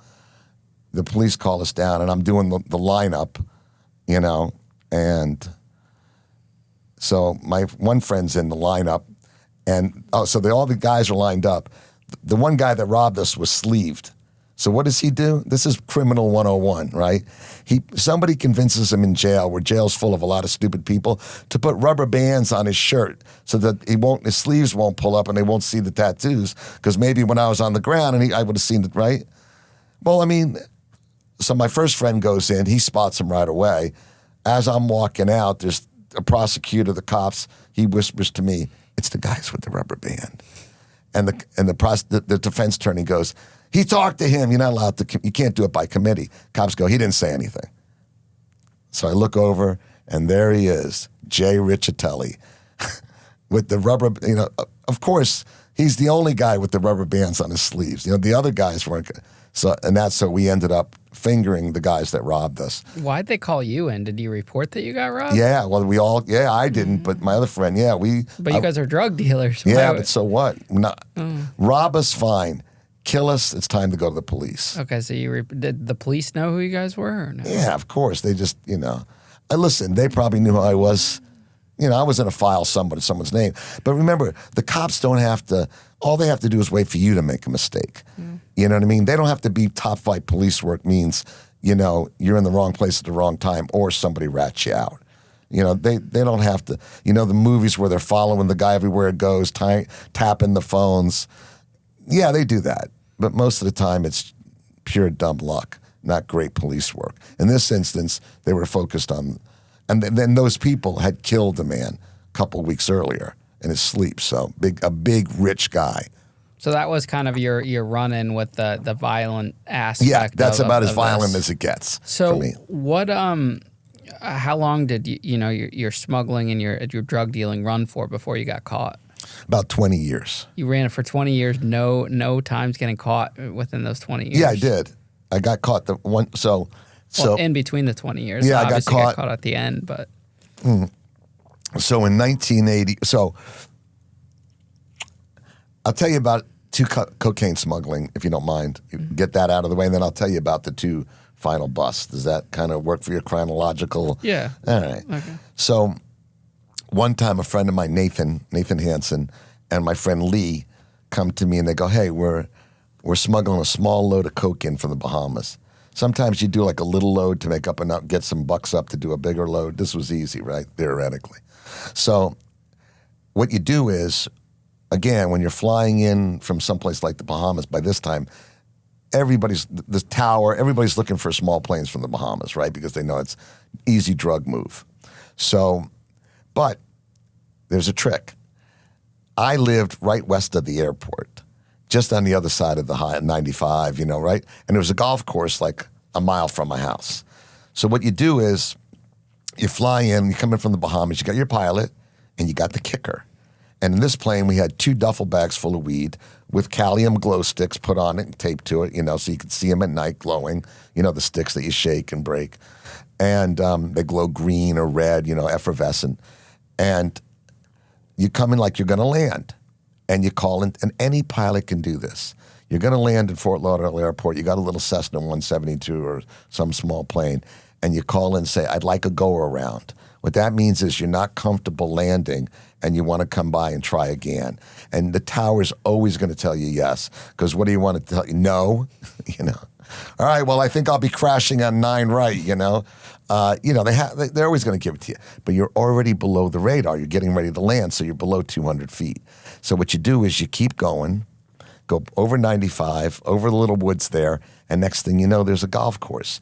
In the golf course that night is 2 friends of mine. I'm parked on one side of the golf course. Nathan, who owned the load, was on the other side. The kicker kicks the 2 duffel bags out. Probably, I think there was 40 or 80 kilos of cocaine. I can't remember quite right. And the catchers now are hugging a tree, right? Because why? Because there's a duffel bag doing 140 miles an hour from, coming in weighing 50 pounds or 80, whatever it weighs. And, if it hits a tree, it'll just break the branches. I know guys that were catching and they got hit in the head with wood, you don't almost wear a helmet, but they're wearing black, they have knives, guns, and everything in case. So I pull up in a pickup truck. The one guy comes running out of the woods, throws the duffel bag in the back, jumps in the front seat, hit it. We go driving down the street, get to a dark place where he can then jump in the front seat. We don't want to be driving around. Bad enough, a cop pulls up behind us, and there's a black duffel bag with glow green sticks on it, and a guy dressed like Tom Cruise, all dressed in black with. So we get to my house. We grab the duffel bags inside, cut them open. I go in the kitchen and the living room, right, and get some plastic bags, rip open the kilos, put about 2 or 3 grams in the bags, a couple grams for each of us, tape it all up, rip the bag, put it in suitcases, and Nathan, who owns the whole load, goes, man, we got to go. I go, where are we going? He goes, we got tickets to the Eddie Murphy concert. I go, what? He goes, yeah, I got 4 tickets. You want to go? I go, yeah, I want to go. We put the coke in this trunk of his Mercedes, 560, and jump in one of my cars, and the 4 of us go to the Eddie Murphy concert. And Eddie Murphy's on stage dancing. That bright, used to wear that red, I think it was the Delirious tour or something, and he's telling jokes, and we're all laughing. And Nathan's sitting next to me, and he kind of leans over, he goes, you think we should go? And I go, what? I mean, the show's really good, Nate, but I mean, you did leave like $1 million or whatever in the trunk of a car in front of my house, So that was one story, and we got away with it. The next story, Nathan comes to me and goes, hey, I want to load a plane with about 300 kilos out of Colombia. You know anybody? And I knew a guy that had done time in Colombia. He was actually, back then, the Colombian kingpins like Pablo Escobar would go to jail, and they basically owned the jail. Like going to jail was nothing, right? So America wanted to extradite the Colombian drug kingpins back to America, like they eventually did with El Chapo and his partner the other day. So the Colombians don't want to they want to fight that. So they go, well, you got to give it. So they end up extraditing my friend Ronnie Vest back to Colombia. He got caught down there bringing a load of weed out. So all of a sudden, like this guy's in America, American jail, comfortable. Next thing you know, they put him in South. It's like, why me? I said, Ronnie, boy, the most unluckiest guy, the one political pawn. But while he's there, he meets a lot of connections. So he's got a guy. So I bring Nathan down. Guy flies up from Colombia. everything was going good. The guy had the coke. Everything looked good. And Nathan decides to light up a fat joint. And we're in this guy's, like the Intercontinental and like one of the most expensive hotels in Miami. And this guy's not like a Viva Zapata looking guy with a gun belt he's a sophisticated Latin businessman, you know. And they look at drugs like marijuana and cocaine as for peasants, you know. I mean, this is a guy that's, you know, going to put, you know, $1 million worth of drugs in a plane, you know. And as soon as he lit up the joint, I go, that you know, that's going to fuck this up. Sure enough, I get a call shortly after. He doesn't want to work with us. But Nathan does load the plane. So he finds a road to nowhere. Need one of those. And why? Because if Johnny jumped off the bridge, I find myself agreeing to do part of the offload. Now, what he sweetened the deal with, I was only getting paid $20,000 for the night. Like, I make more than that, but I was racing cars, and the cars were costing $6,000-8,000 a weekend. So there's $20,000 towards my race car habit, and I could also buy some kilos, you know, put up a few bucks and buy 2 or 3 kilos at Colombian price, and I had the right to sell as much of the 300 kilos as I could. So I could have turned one night's work into, you know, still making $20,000. You know, back in those days, you know, still today, $20,000 for one night's work is kind of like what some people make in half a year. So it's not that bad, but the other part sweetened it up for me to do it. So, man, we had acquired Claymore Mines, Laws Rockets. Remember the guy that was going to do, the 2 guys that were going to do the hit for me to kill the guys that robbed me? Well, one of them was the U.S. Army Special Forces, and we traded a bunch of blow to him in exchange for Claymore Mines, Laws Rockets, automatic machine guns. And why they didn't kill the guy was somehow the one guy had gotten out. The police raided his house, and they found behind his refrigerator Claymore Mine. I mean, the article in the newspaper was, man has enough house to blow up, you know, enough behind his refrigerator to blow up a block. I mean, it was a huge thing. They had like the attorney general, the head of the military. They had a big TV thing, you know, a board with, you know, strings showing. None of us got caught, but here we are again, these middle-class kids from sleepy little beach town with a cache of Claymore Mines, machine guns, hand grenades, Laws rockets.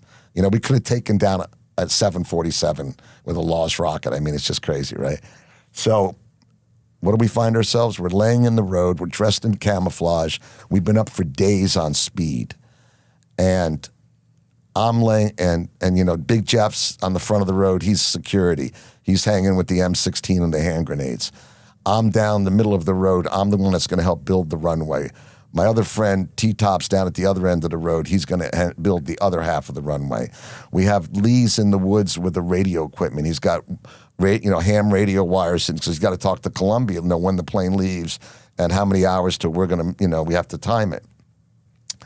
So, and we're jacked though. F up. I mean, I've been up for 2 days, And again, this isn't my thing, I hope my wife isn't listening to this. So she probably will be. Oh gosh. So she didn't read the book. She's smart. She goes, she's very proud of it. She's even given me some advice on writing it, but anyway, so all of a sudden we're just laying there, and waiting, and all of a sudden you hear on the radio, click, click. And then everybody else goes click, click, and then click, click, click, and then click, click, click. That's all the team telling, radio silence, and then after the fourth click, you hear someone yell out, hang fire, hang fire. And I jump up, I pull out my backpack. In the backpack, I have the Callium sticks. The smuggler's best friend is a Callium stick. I know your 4-year-old loves them at the birthday party, and a roll of duct tape, and you can smuggle anything. So we have them on fishing line. So I run. Now you're talking about a runway, like 300 yards, and it's long. I'm up on speed for days, running my heart out. We breaking the sticks and then laying the strings out in the middle of the road. Every 30 feet, there'd be like 10 feet of string. On the sides, I'm putting these beacons that you do when you go overboard in a boat. They're flashing waterproof beacons, and then we have these little high-tech things that go on 9-volt batteries that are called Fireflies, that are like military issue. The first LED, they blind you. So now I'm putting out the Fireflies. Me and the other guy start on one end. We both run to the middle, set up, and then we both run back. So setting up the lights. I remember Nathan told me, he turned to the co-pilot and said, "Remember this dead road, dead black. All of a sudden, boom." And he looks over and goes, "Look, it's Miami International, and I know customs. Bring it down." And I'm going. It's you can't see. I'm blinded from looking at all this. In the middle of the night, looking at the Fireflies. I've been up for days. My eyes are so dilated. But I jump in the car. I race back to the plane. Luckily, I didn't run into the plane. Spin the car around. Put the coke in the car. I think most of the coke in I was driving the coke out. Maybe we had, a second car might have had a little bit in it. And the car had special switch on it to shut the tail lights off. It's like an old rum runner trick. If the cops are chasing you, obviously if you hit the brake lights, they can find you. So you can shut off the lights. Then we had little running lights on the very bottom put in, and then we could shut off all the electricity to the back of the car so that if the cops did chase us, we could go dark and go down a road. Made it back to Fort Lauderdale and, made made all the money. Another trip successful. Right. So 6 weeks later, 8 weeks later, we go to do it again. And same shit, back in the woods, jacked up, Big Jeff with the machine gun, the hand grenades, me with the, the car and everything. And we got a call over the radio from Colombia. The plane, Nathan didn't make it. He went into the tree line taking off, and the plane exploded. And, remember, you've got 300 kilos of coke, which is 700 pounds, 2 pilots, another 400 pounds. We had these 50-gallon drums, I think they were 30-gallon, lined up, 6 of them in the plane. And what would happen is when the plane starts to run out of, starts to falter, the engines run out of gas, the co-pilot takes these rubber hoses with brass tubes on them and sticks them in the next tank, and then sticks them in the next tank. So you have, if each tank had another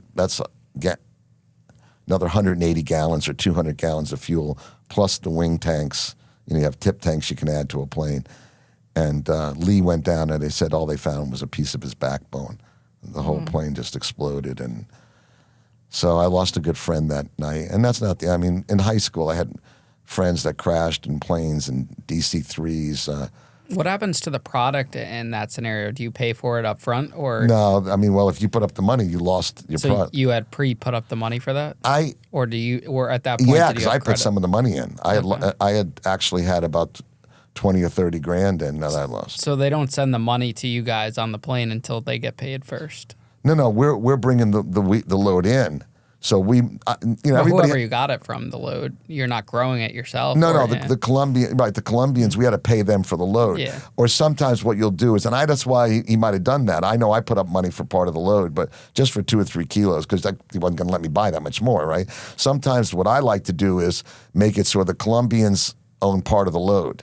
Like, I'll tell you what, we'll buy our load, but you have, the reason you want to do that, like I said, in Jamaica, then the runway's guaranteed to be in better shape, the fuel's guaranteed to be better, the plane is going to make sure, everybody's going to make sure it gets home, at least it gets off the ground. And I don't know what Nathan's deal was on the second load, but he had crashed a plane once before, got stuck in Colombia, couldn't come back into America. So we had to charter my friend Aldo, the one that got killed in New York for the 2 keys, that was a charter boat guy. We chartered his boat, and a bunch of us went over. We rode over to the Bahamas. Nathan got smuggled into the Bahamas by the Colombians, and then, because you can pay people off to come in without passport and this and that. And then we brought them back in the fishing boat. We snuggled, and we dropped him off at a dock, and then we went and cleared customs. So like one time before he had crashed, but he didn't die. But and we got chased down in the middle of the ocean by the Navy. Look out there, and there comes the Navy hydrofoils. I'm like, oh shit! The captain calls me up. Hey, Ken, your eyes are better than mine. I'm in the tuna tower on this sport fish. He goes, what does that look like to you? Is that a cigarette? And I'm looking with the binoculars. I go, dude, that ain't no cigarette. Because it was, in really rough ocean. We were in, and I go, I think it's the Navy hydrofoil. And it was, but they didn't, they kind of just let us go. So you're doing this 20 years. Yeah. How do you get caught? So I get married. I go on my honeymoon. I come home. I have a 1.5-year-old daughter, and I got to go back to work. I paid $40,000 for a wedding, $10,000 for a honeymoon. I'm just throwing numbers out there. I sold my car. We go to Aspen. We go on that beautiful honeymoon. And I look at my then wife, and I go, hey, I got to go back to work. And she looks at me. And remember, no woman wants to get married. They want to have a Barbie white picket fence and a little pink Corvette. And she married, she was living with a drug runner. She went in the limos to the concert. She got all the clean blow she ever wanted. She went in planes and traveled and, had everything, jet skiing, had a fleet of jet skis, a boat. But, when you party with everybody. When you walk alone. And usually somebody's shoe hits you in the back of the head. So asking women to stay with drug dealers after they get busted is not easy. So she says to me, don't go. You're married now. You have a 1.5-year-old daughter. Don't go. I'll get a job. You'll get a job. I'll eat white bread and bologna sandwiches. Don't go. And I'm like, I got to get out of here. I got to go make some money. I don't even have a car. I sold my car. It's not like I didn't have money. So I throw about $100,000 into I drive out to Texas. And now we're trying to buy the same thing you're used to seeing, right? That green high-end weed. It had slowed down in Ohio. People didn't want to buy 1,000 pounds of Colombian weed. They wanted to buy, the good stuff. And Tex-Mex had gotten better. So I used to go to Texas and I had a few people out there, make a few calls, just head out there with the money and see, I had a few friends, see who can pull up a small load of like 100 pounds. I had a truck that had secret compartments that we could hide the weed to move it from Texas to Ohio. And I had a driver, Paco, this Peruvian guy, which didn't work out good for him, but Paco, the driver. We head up to Ohio, not knowing that my partner up there, since high school, had gotten busted. And what had happened is my friend Kelly, the guy that we had done the Uncle Ralph trip with, had also done a cocaine trip with Uncle Ralph. And just as naive as the first one was, because they didn't know what they were doing, they got busted with the second one. And somehow Kelly left the country and the rest of the family kind of got off on it, and it kind of landed on Kelly. He went on the run. And he'd been on the run for years. Unbeknownst to me, or somewhat, I heard rumors of it, Kelly was back in country, and he had moved 1,000 pounds up to Terry. And they didn't tell me because Terry's my partner. If you're backstabbing me, right? And like in the streets, you got around me. Like, putting a bullet in you would have been a good thing to do. You're bringing drugs into my backyard. That's my gig. Me and Terry had built it for 12 years. Kelly got greedy, called Terry. Terry got greedy, said, bring it up. Well, now you have 1,000 pounds of weed in a market that's looking for like 100 pounds of good weed, not 1,000 pounds of commercial. One of Terry's guys gets busted. Terry turns in me and Kelly on the same day. They time it so that I'm going to land from Texas, and they don't have any idea. I'm trying to find a load, and Kelly's going to land at the same time. Because if one of us gets busted and the other one doesn't, vice versa, the news is going to get out, and only one of us is going to show up, right? They time it exactly. I get there, and I remember something telling me, and anytime you talk to a drug dealer, I promise you they'll say the same thing. Something wasn't right. Something in my stomach told me. Something in my gut said it wasn't. I remember driving into this little town in Ohio, Lorain on the it's like Vermilion, Lorain, right on Lake Erie, and I see a car go by with like 4 big guys in it. It looked like a front line of a football team in like a little car, and it just caught me, And Paco, my driver's in front of me. I go, Paco, pull over here. We went behind a Taco Bell and just parked the 2 vehicles. I'm watching the ocean, thinking, we never go to a hotel. We always go to Terry's house. And Terry was a contractor now. He's building houses, making money. He had a house, and then on the other side of the property, he had his dad's house. They had a barn in the middle. Well, his father turned out owned all the land, and the barn was between the 2 houses. That's where the weed was that Kelly had brought in. So when Terry got turned in, the cops came to him and go, hey, we know this is your father's property. So your mother and father are going to jail. You and your wife are going to jail. And your 4 kids are going to be orphans. So what does Terry do? He turns me in. And he turns Kelly in. So I had no idea. I'm sitting in a hotel room with him. I got the load outside. He comes in my room, lights up a roach, and he's wearing a yellow raincoat. I go, why is he dressed? That's what the wires, to hide the mic and the wires. Lights the roach, doors come smashing in. I'm on the ground. We're all handcuffed. Me, Terry, and Paco. And I immediately looked up and go, well, he ain't in the same position as me. I mean, I knew he turned me in instantly. Instantly. He just knew it. And later that, the cops come into the room. You better talk. And we're trained as kids. Remember, I've been doing this since I'm 18 or younger. And how old are you now when you got busted? 32? No, wait. I'm trying to think. 30. Wait, it was 1992. So I'm born in 57. So what's that, 35? Okay, so right? You're 35 and you're saying you're trained as kids. Oh, yeah. Don't say a word. Make it, don't, because once you talk, your deal's done. There's no deal you're ever going to make because you already confessed, right? My lawyer, who I used many times, had a plaque behind his head. And in the plaque was a big mouth bass, mounted to the plaque, and it said underneath it, if it only kept his mouth shut. And who is this, the feds or local police? Local police. Okay. The Lorain County, Ohio, it's the Lorain County Drug Task Force. Okay. And so they come in, I'm handcuffed. This prosecutor, Michael Rosenbaum, total nut crusher. Even the cops were afraid of him. Like he's walking up the steps, and the cops are like getting nervous, shutting off the TV. You know who this is? I go, no, how would I know? And he comes in, he's in my face. You better talk, mister. You better talk. You're gonna do a lot of time. And I go, you got the wrong guy. Knowing full well, as I say in the book, he's got the right guy. I know that, and he knows that, but I'm not going to talk. So I go to jail. I'm waiting to get my indictment, and my wife's sending me pictures, the baby, and I go into detail in the book. One of the things that I think helped me with the cops was Kelly was just an asshole. He always was arrogant. And when we had to go, like when I'm getting fingerprinted, there's Kelly getting fingerprinted. I go, they got Kelly, because I knew he was on the run. So we're sitting there, and my lawyer had come up from Miami, and we all used the same guy, Michael Giletti, one of the greatest lawyers that ever. I used him in Ohio. I used him I got busted in '88, and he got me out of it. That's the time we smuggled. I didn't go into that, but we smuggled a load of weed in from Canada. I'm using a seaplane.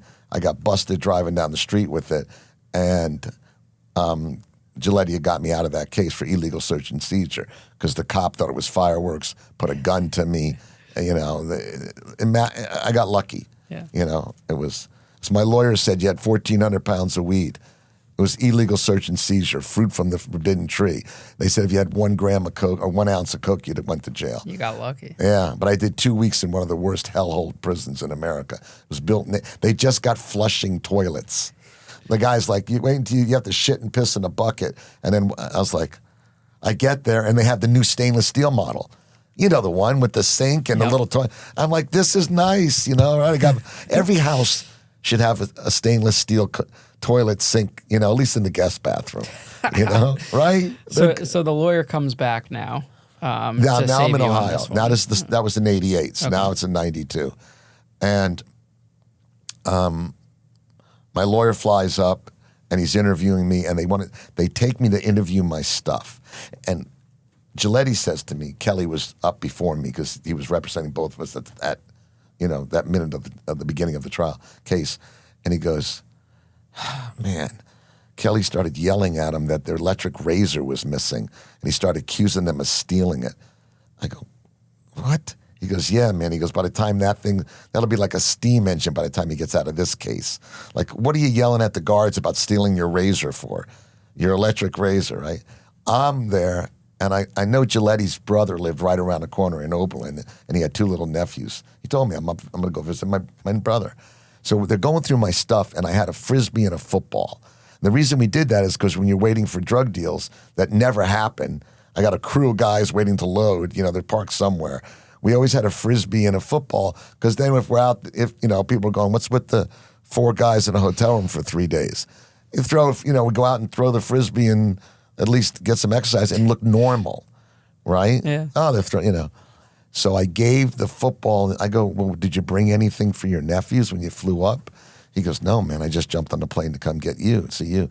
I go, here, you can take the football and the Frisbee. I don't think I'll be using them for a long time. Flash forward like 3 months, I'm still in jail. They call me out of my cell, the process service there.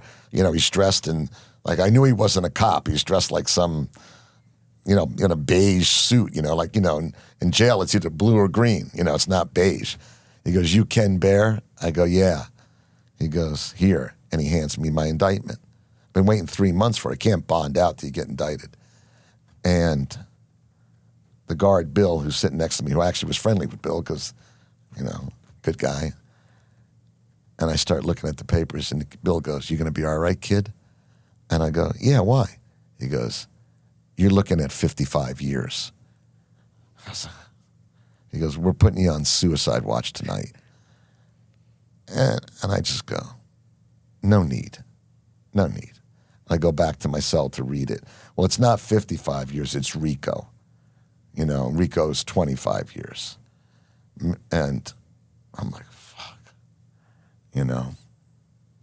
And at some point in that period, maybe before or after that day, the guy next to me in the cell had done 15 years in Angola prison, right? One of the worst prisons in America.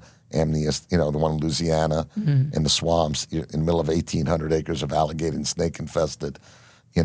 Amnesty International called it one of the worst hellholes on earth. Even for like Guatemala standards, Amnesty and Angola's not a good place. And he says, listen to me. He goes, I know you're keeping your mouth shut, and you're not going to rat. But the mores and values you are clinging to died a lifetime ago. He goes, you see this, you're looking at who's a rat in here. It's not who hasn't ratted. It's who hasn't ratted yet. You're looking now at 25 years. The world has changed. He goes, I got busted. I did 15 years in Angola prison. I mean, his skin is lucent white. He's got the prison tattoos, Yeah, you know what I'm talking about. Just, and he says, you know how many times you have a 1.5-year-old daughter? I said, yeah. He goes, you know how many times I saw my daughter in 15 years? I go, no. He goes, once. He goes, think of this. He goes, if you can change your life, if you make a deal and you get to see your daughter again, he goes, but you got to change your life. You got to do it for your daughter, and you got to change your life. If you can do that, then you make your best deal. But if you ever go back to selling drugs, then you're nothing more than a snitch, and you deserve what you're going to get. So with that in mind, I eventually made bond. I go home, and I'm like, fuck, what am I going to do? I couldn't bust anybody in Ohio. All 17 people in Ohio turned me in. I was the kingpin, goes up the ladder. And right before, when I was in jail in Ohio, when I was thinking, man, I called my best friend, my kind of right-hand man in Florida. I go, hey, tell everybody I'm in big trouble and that I might have to do something with the cops. I took a poison pill. I did that so that none of my friends, not that they were going to work with me anyway, but at least if the cops said, you need to go try him, I knew that he wouldn't talk to me. Mm-hmm. Believe me, nobody was going to talk to me anyway, but I just put it out there, don't talk to me. So I'm down in Florida now, back home. I have no car. I lost, 40 or 50,000 in the wedding, 10 or 15,000 in the honeymoon, $100,000 in the weed.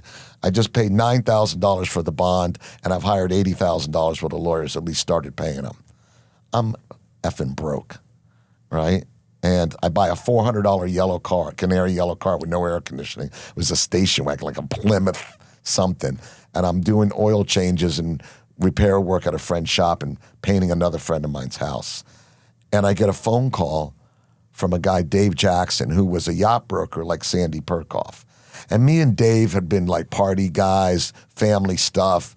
Never did, he wasn't a drug dealer. And actually months earlier, he had asked me, brings me to his 5,000 square foot mansion, asked me to, brings me up into the little guest bathroom upstairs, breaks out some Coke, starts chopping it up and goes, hey, can you get me a kilo of Coke? And I'm thinking, oh, Dave, look how cute. You're trying to set me up for a kilo. I mean, he's got a mansion. Why are we in this little bathroom? Probably the best sound quality for the recorder, right? Yeah. And you're a yacht broker. Jimmy Buffett was one of his clients. He came to me one time to buy Coke so he could go do it with Jimmy Buffett. You know what I mean? This is the guy that swings with the biggest, he used to sell Lear jets and yachts, 5 offices in 5 countries, I mean, so I didn't do the Coke because I'm not a daytime Coke user. And I walked out. I swear, I walked out in the park, walking through his big driveway with the gates that open up and go, how cute. Dave tried to set me up. Smartest thing I ever did. Because after I got busted, I get a phone call at my house. And remember, none of my friends are calling to see how I'm doing. I'm persona non grata, and rightfully so. And he says, hey, how would you like to work for the DEA? And I mean, literally, I'm freaked out to the point where I see my wife in the kitchen, and I'm like turning the phone like, I don't want her to hear this. It's my little daughter, playing in the, the high chair. So I go, what are you talking about? He goes, listen to me. He goes, I'm working with the DEA. I go, well, what are you calling me for? He goes, you come see me. He goes, I'll tell you. So we meet at this place called the Floridian on Las Olas Boulevard, which is kind of like the high-end shopping area of Fort Lauderdale, and that restaurant's been there. We get a booth in the back. We're probably one of a million clandestine conversations that's taken place over the last 75 years at the Floridian. And he tells me that if I come work with the DEA, he'll get credit for it. And I'm like, what? And he kind of explains that it's kind of like a multi-level marketing thing like Amway. I'm like, wait a second. You work for the feds and it's kind of like, you get credit, it's like, he says, yeah. He goes, I got this DEA agent in Jacksonville name. I call him in the book Jim Kane. And he goes, go up and talk to him. So he ends up talking to the arresting officers, Jim Kane, I talked to him, and I end up getting in the yellow station wagon with no air conditioning, wearing a suit. Remember, in 1988 when I got busted, when I had to go to court, remember I'm 30-something years old in 1988, I didn't know how to make a tie. It's not like, it's part of the prerequisite of drug dealing, like you have to make a tie. And my brother had to make the tie and say, okay, when you put it on, you make the noose and you slide it up. I had a clip-on tie when I was a little kid. I don't know where they were, but so now, it's 4 years later. And by the way, I beat the case in 88. They appealed it. They kept my $80,000. I paid $80,000 cash bond. 80 is always the number for some reason of all my moves. And it took me years on appeal. I had just gotten out of appeal on that case about a year and a half earlier when then I got busted again. So I had actually been busted in 88, took 2 years going to court till 1990 before I actually got to court because you stall the case as long as possible. I was actually running cocaine, selling. My other Bob Silverblood had smuggled a load of coke in, so I would literally go to court in Boston wearing a suit, go to D.C. where there was these 2 warehouses, storage warehouses. One had the coke and one was the money drop. I'd have people meet me in D.C. I'd give out the kilos of coke to my drivers or buyers, take the money, put it in the money drop on the second. I had 2 keys to 2 different, and then either go home or go back to Boston. I mean, I'd done the trip without the court case, but more than once I did the trip while doing a court, because you have to keep, you might stall a court case for years, which you do. I did it twice, but you still have to go to court and make an appearance and say, Your Honor, blah, blah. Mm-hmm. So here's Dave Jackson telling me now. So I put on the suit, get in the canary yellow Plymouth station wagon, drive the 5 hours to Jacksonville wearing an effing suit with no air conditioning to go meet my new DEA handler. So you take the deal with the DEA? Well, yeah, I hadn't. All I knew was to drive to Jacksonville, and yeah, nothing's been cut in stone, but I'm going up to be do the deal. Why did this turn federal? Is it just because they were working with the state? Here's why. Because the cops in Ohio knew that I could never bust anybody again. And Jim Kane, the DEA handler, was one of the most prolific DEA agents in U.S. history, had a very entrepreneurial spirit. And when Dave Jackson already told him about me, right? Dave had already tried to set me up. Of course, Dave bills me up. Oh, this guy's been in the business forever. Dave's a salesman. He's smuggled so much drugs. He knows everybody.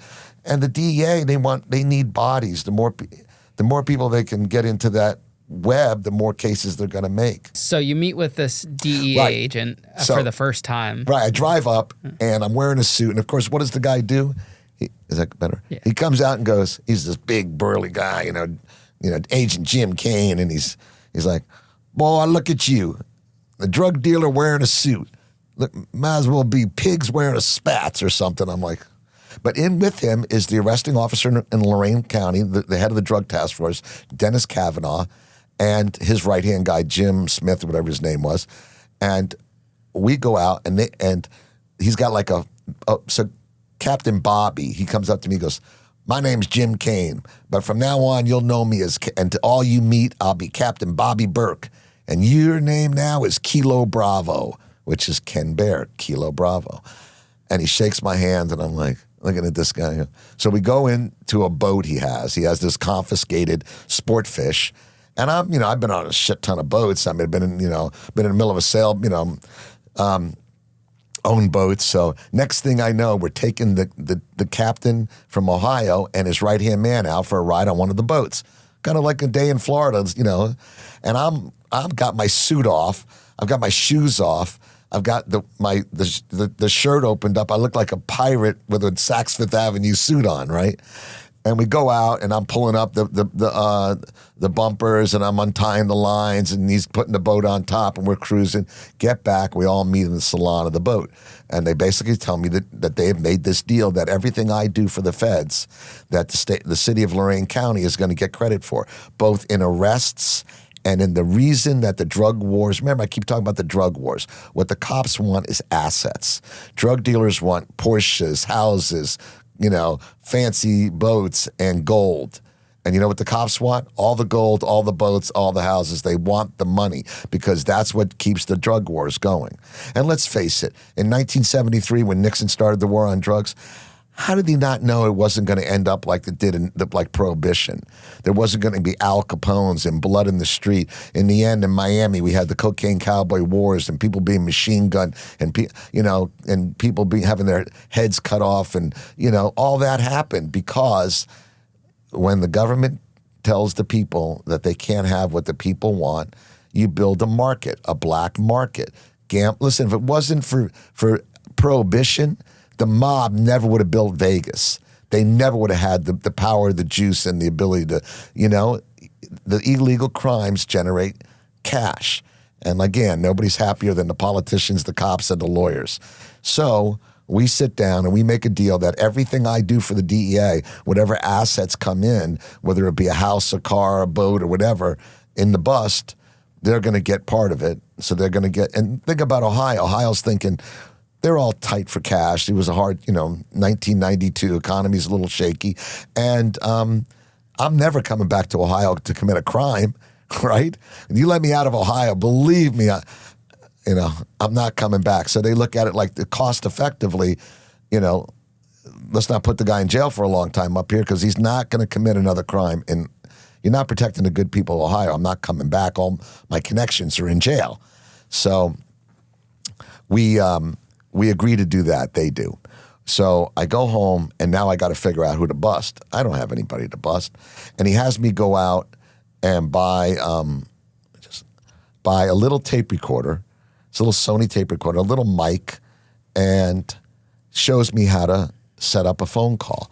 And the way you do it is, this is what has to be done for everybody that you tape. And the tape recorder had a little bug that would go in your ear like a little earphone. So when I put the phone next to it, it could record the sound going in and out by your ear. So you're hearing the voice. And then it had a microphone that would record the talking. So I go to let's say I was going to set up Bill Bixby, my favorite fake name. And I got a pocket full of quarters, and I go to a payphone. There used to be payphones, obviously. We use payphones because nobody can trace the calls.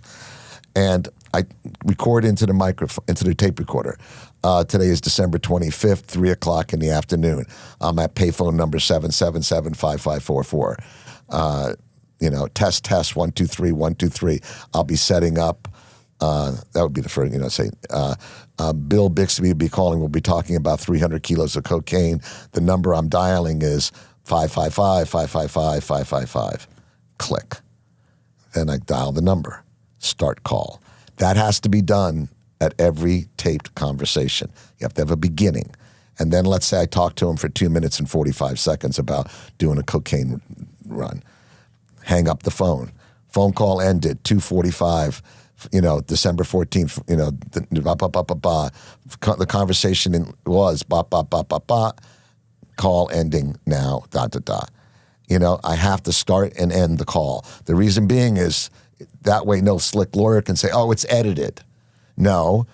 In the conversation, he said it was 2 hours and 2 minutes and 53 seconds. It's 2 minutes and 50. It starts on, it all has to be documented.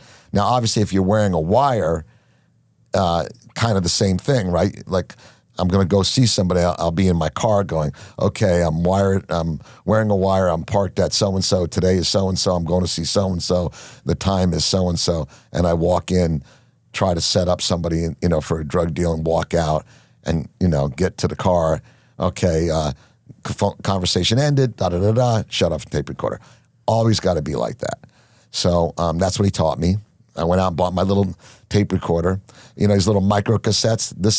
It was called the Sony M900. I mean, to this day, go on eBay. They never made them. They stopped making them. They're like the size of like the tape, and a used one is $650. I mean, they're collectible. Unfortunately, my ex-wife had stole mine when she left, but anyway, so I go, I start working for this guy, and I start trying to put cases together. But the interesting thing was they needed me as much as I needed them. The DEA needs people that know the story, that have lived the life, right? The DEA agent he wasn't around since 19, running dope. He didn't know that the first kilos might have come in wrapped in duct tape. The second kilos came wrapped in plaster that you make a cast out of. Second generation. Third kilos came in fiberglass. You know how they make fiberglass casts? They use the material anyway. If you can have plaster cast. If you go to, I've broken enough legs to go, do you want the plaster one or the expensive fiberglass one? Well, that stuff, when they throw it out of planes and when they toss it, they don't want it to, obviously the other thing is the duct tape ones, you could take a little razor blade, cut open it. You can't cut it, the fiberglass or the plaster ones. So there was more, what we call a rat proof as people, get in it and steal some. So I knew that stuff. I knew the ones that were stamped with the condor meant it came from Carlos Leader. Carlos Leader used to stay at a friend of mine's house I used to give coke to. I don't know if you know who that is, but he was one of the originals with Pablo Escobar and the Ocho brothers to start the Colombian smuggling thing. Carlos Leader was one of the first guys to transport it out of Colombia through the island, through the Bahamas into America. And so if whatever was stamped with a condor, that was his logo. I know all that. I know when the good red and gold buds from Colombia, there was a strain where they'd come in Marlboro boxes. So the boxes were actually the boxes that they would ship Marlboro cigarettes in, and so I know that stuff. So it was me, Dave Jackson, who didn't know much about drug dealing, but knew a lot of drug dealers he sold boats to, and he was as slick as black ice when it came to a salesman. And this other guy that was working for Jim at the time, I call him Sabo in the book, but he was a white Jamaican, and he was one of the biggest smugglers in the world. I'm probably friends with three of the biggest smugglers that ever, that are still alive. But Sabo, he like when Donnie Steinberg used to bring 200,000 pounds in, he'd bring it up outside offshore, and then the boats would hit it, right? When Randy Lanier, I don't know if you've ever heard of his story. Mm-hmm. Randy, he's a good friend of mine. He went to jail for 27 years, a race car driver. In his book, he talks about bringing in 167,000 pounds into San Francisco. Huge trip.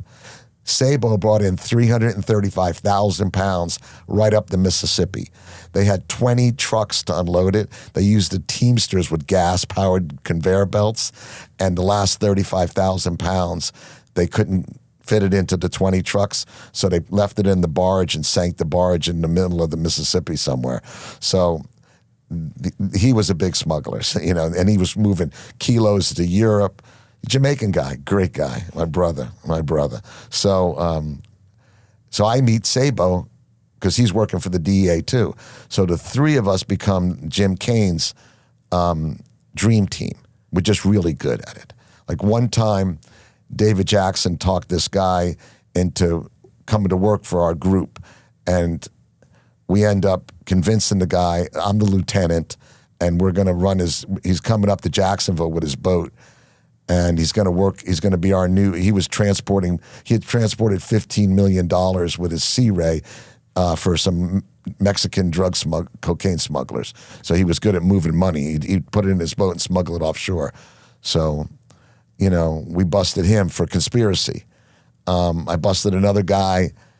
Here's an interesting story. I busted a guy from a friend of people would come up to me and go, listen, even in jail in Ohio, I don't know the guy from Madden. He goes, hey, buddy, I know you're looking at 25. Here's the phone number of a guy in Detroit. He owes me money. I want to get even with him. If you get out of here, you make a deal. I gave that number to the DEA. They busted the guy. I got credit for it. Some crazy shit. Like how many people do you think that you've taken down working for the DEA? Well, when they put my paperwork up to the judge, I had 14 cases that you took down. Yeah, well, I was part of either. I mean, what he used to do is put me into cases because he wanted me there. I'm smart. One time he calls me up and he goes, I'm at home, and he goes, hey, I'm in Fort Lauderdale. I need you to come down here right now. So I go down there because he's kind of a big boy, talk like that. And he's staying at the Pierce hotel on 17th Street Causeway. I go up there, and he's got his legs crossed, and he's got a pen and paper on, like a therapist. He goes, hey, man, my superiors want you to proffer yourself. You know what if you ever been, there's your guest, if your listeners don't understand, proffer means that I'm going to tell them everything I've ever done and everything I know about the drug business. If everything I tell them is all correct and I leave nothing off, then I'm absolved from all the crimes I've ever done. But if they find one thing down the road that I get connected to and I didn't tell them, then I can go to jail for everything I've ever told them right? And one thing about type A plus personality people, they hate paperwork. So here he is trying to start to write, and I'm looking, he's got this felt pen and this legal pad. I go, what are you doing? I go, I can't do that. I go, my wife, I'll be going to jail shortly. I have a 1.5-year-old daughter. My wife, everybody in this town I went to high school with, we all know each other. My wife will be alone. She'll be ostracized. My daughter, I can't do that. These are my friends from high school. And he's writing, and I go, and nobody can read your handwriting. He goes, you want a steak? I go, yeah. He goes, come on, let's go to Chuck's, the restaurant across the street. Kid you not. And I'm sitting there, and I'm eating, and he made me sit in a specific chair at a specific table. He goes, we're sitting here with his back to the door. He's an armed DEA agent. They don't usually sit with their back to the door.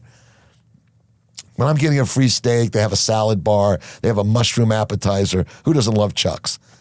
And he says to me, look over my shoulder. See the guy at the bar in the leather jacket? And I'm looking like, yeah. Okay, I want you to go up to him. Here's what I'm going to do. I'm going to walk out. When I'm out the door, when I'm just getting out the door, walk up to him and talk drug deal. And I'm looking at him going, what? Like, like this complete stranger. Next thing I know, he's out the door and I'm sitting there. So I go up to the bar and I go, hey. Oh, he goes, tell him Captain Bobby sent you. So I go up, I go, hey, Captain Bobby sent me. And, just figured we'd get to know each other. And I'm scanning the bar looking for anybody that might be with him. We're like, what's going on? And we start talking drug deal. And, he has the same history as me, talking about back in the old days, rap that I can do and this guy can do. And I'm thinking to myself, the guy's wearing a leather jacket. He's probably got a wire underneath, right? It's Florida, and he looked like something out of like a Sam Scorsese movie. Hair jet black, like red shirt, black leather jacket. I'm like, God, he looks like he's from like Boston or New York. He didn't look like Florida, but in the end of the day, nothing went with the conversation. Probably because he was with customs.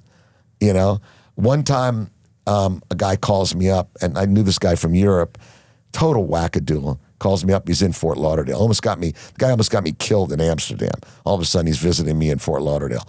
So I go, Mario, I go, what are you doing? He goes, just whacked out. Me, Frankie Montleone was out of jail for a while, and Sabo were all hanging out, like partying with the guy in Lauderdale. And I remember, I'm ready to go to jail. Frankie just got out of jail, and Sabo's working for the, freelancing for the DEA. So this guy doesn't know that. He's from Amsterdam. And finally, after a couple days, he comes to from all his drugging and drinking, whatever. We thought he was on acid the whole time. I don't know. He was whacked. He tells me he's got 200 kilos of hash coming into America, and it's parked in Fort Lauderdale at the Pier 66. And he had actually been introduced to me by Sandy, my bad dad, who was now living in Costa Rica on the run. And I'm like, fuck. Shouldn't have told me that, buddy. Like, what am I going to do? I don't know this guy. And, I got to pave my road, man. I'm looking at 25 years. And it was a husband and wife. They come in their sailboat. They had sailed from Amsterdam to Fort Lauderdale. I mean, that's like a huge endeavor. It's like 4,000 miles in open ocean, or maybe they went by Greenland. I don't know how they did it. And they landed in Fort Lauderdale. Now, the cops, Captain Bobby, right, the DEA agent, he wants him in Jacksonville. Why? Because that's where all the asset seizure is going to be. He wants the boat. He wants the credit. But I'm like, dude, these people just sailed like 4,000 miles for 6 weeks in the ocean. I'm not getting them to go to Jacksonville now. He goes, all right, we have to cut into Fort Lauderdale. As a matter of fact, when I went to work for the Jacksonville DEA, it's called the Northern District, I had to report into Fort Lauderdale to the Southern District to announce myself, to describe. And they're all like, why aren't you working for us? Like, why are you asking me? I'm not, I don't have control about where I work. The guy in Jacksonville picked my, so anyway, they all fight about the assets. So I'm sitting there on the boat with this guy, getting ready to set him up, and I get a phone call. And it's Captain Bobby, the DA goes, you got to bring him down now. I go, what's up? He goes, Customs is on the dock. We need to get him before they do. So I walk up with the guy to go to his rent-a-car. I go, where's the kilos? I got to see him before I got to see a proof of product. Takes me up to his rent-a-car, opens up a sail bag. I see the plastic, kilos, the wrap. Now I can see Customs right behind me, but they're not, they look like two construction workers walking on a dock. But I know those are the Customs guys. So I tip my hat, boom, get down, DEA, get down, Same thing every time. And let me tell you, everybody I ever busted, they flip before they hit the ground. And I talked to Sabo the other day, he's in Spain, he goes, same thing. One guy, the guy that we took his boat, we brought him up to Jacksonville and set up the whole scheme there. They didn't even get the DEA out. I'm like, dude, they practice this. Let them at least do their thing, Did you feel bad doing this to people? I feel bad to this day. As much as I sound with bravado and brave, and like, wow, we did this, we did that. Yeah, man. I don't go into a restaurant. I don't go anywhere without looking over my shoulder. And not because of just that, because I've been a drug dealer my whole life. I'm trained like that. If you and I go into a restaurant, I'll know everybody in the restaurant. I'll look at every face. I'll know, what size jeans somebody might be wearing. I'm a people watcher. But yeah, man, I feel horrible about it. Listen, when I was a kid growing up, and I grew up on old Westerns. Remember the cowboys that I talked about? The cowboy way. You don't lie, you don't steal, you don't cheat, you don't mess with another man's woman, you don't throw the first punch. Now, don't snitch wasn't in there. But think about it. When you're in first grade, you're on the playground, you do something wrong. What's the first thing one kid says to the other? Don't rat me out. Don't snitch. I'll be honest with you. I had a 1.5-year-old daughter. I had kind of a drug-addicted wife. I was looking at 25 years. The world was coming down around me. My kids are fully grown. I have a wonderful wife now. I have a great life, but I don't think I could do it again. if I got in trouble again, I would 99% just do the time. Not because I want to. I've had 2 open heart surgeries. I have a pacemaker. I just, as much as energy I put into it, I did it right. It's that stupid German work ethic, you know? Gonna be the best drug dealer ever lived, gonna be the best snitch. But no, I never felt good about it. So that deal kept you out of prison completely? So that deal, we busted the hash deal. That turned into an international smuggling deal. The last deal was 10,000 kilos of cocaine to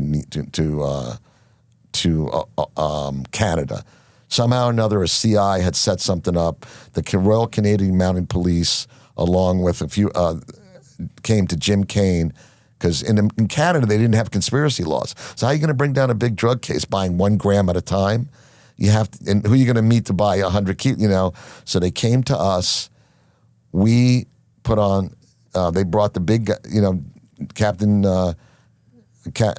Bobby and Sabo and I and Dave Jackson. We put on a dog and pony show. We flew the second in command down from Canada, came to Dave Jackson's house. Now he had this 5,000 house, mansion on the water. Dave's the yacht broker. I'm the lieutenant for Captain Bobby's big smuggling operation. Sabo's one of the other big guys. My wife at the time, who was 5'6", 36, 24, 36, beautiful blonde hair. Come on, I'm a good salesman and a drug, I had a beautiful wife. I have 2. I have a really beautiful wife now. The guy actually gets down near the pool and Dave goes, why don't you take a picture with the chick? The guy doesn't know it's my girlfriend. It's just a hot blonde at the pool. And Karen's got blonde hair over him, giving him a hug. LaRue goes back up and tells his partner, this guy, McAllister, who's one of the most violent guys in the world. And their group is the Hells Angels, the Rock Island or Rock Harbor motorcycle gang, the Italian Mafia, and the Irish mob. And they make up what's called the consortium. And part the mob's going to bring in the cocaine, and they've already brought in like 40,000 kilos of coke, 50,000, kilos of hash. McAllister had robbed a Brinks truck and shot 1 guard twice in the leg and then shot the other guy in the face. Went to jail, got out. One time they found him in a routine traffic stop with a briefcase with 2 hand grenades and a machine gun with a pistol grip that when you pull the trigger, a MAC-10 in the machine fire. So these are badass guys. And we go up there and we're going to do this cocaine deal.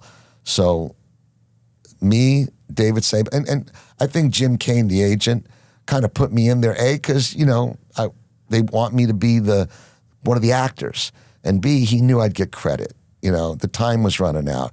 It had been almost 2 years of doing cases. Obviously, I didn't tell you everything I ever, we did, and my clock was running down. There's only so long you can stall the cops, right? So much time they're going to give you before you have to go to court. And so we go up there, and we have the dog and pony show is a C-130 or C-111 cargo plane. I'm not sure. It was an Air National Guard. In it were 3 cars. Each car had 100 kilos of cocaine in secret compartments. And what it was is one of the cars was actually a little Honda like my wife was driving. You turn the key on, each one had a little different step, but you turn on the radio and you push in the cigarette lighter and the compartment opens up to expose the coke. So we had 300 kilos to show the guys. And they had given some money up, like 20 grand to help, the DEA Jim always said, you got to pay, he always wanted to get cash out of them. So that way they could give us money. Like, here, Kenny, here's 2 or 3 grand to live on and buy new cool stuff. And listen, Dave Jackson, I saw him one time set up something, like found some house or something that was worth $1 million.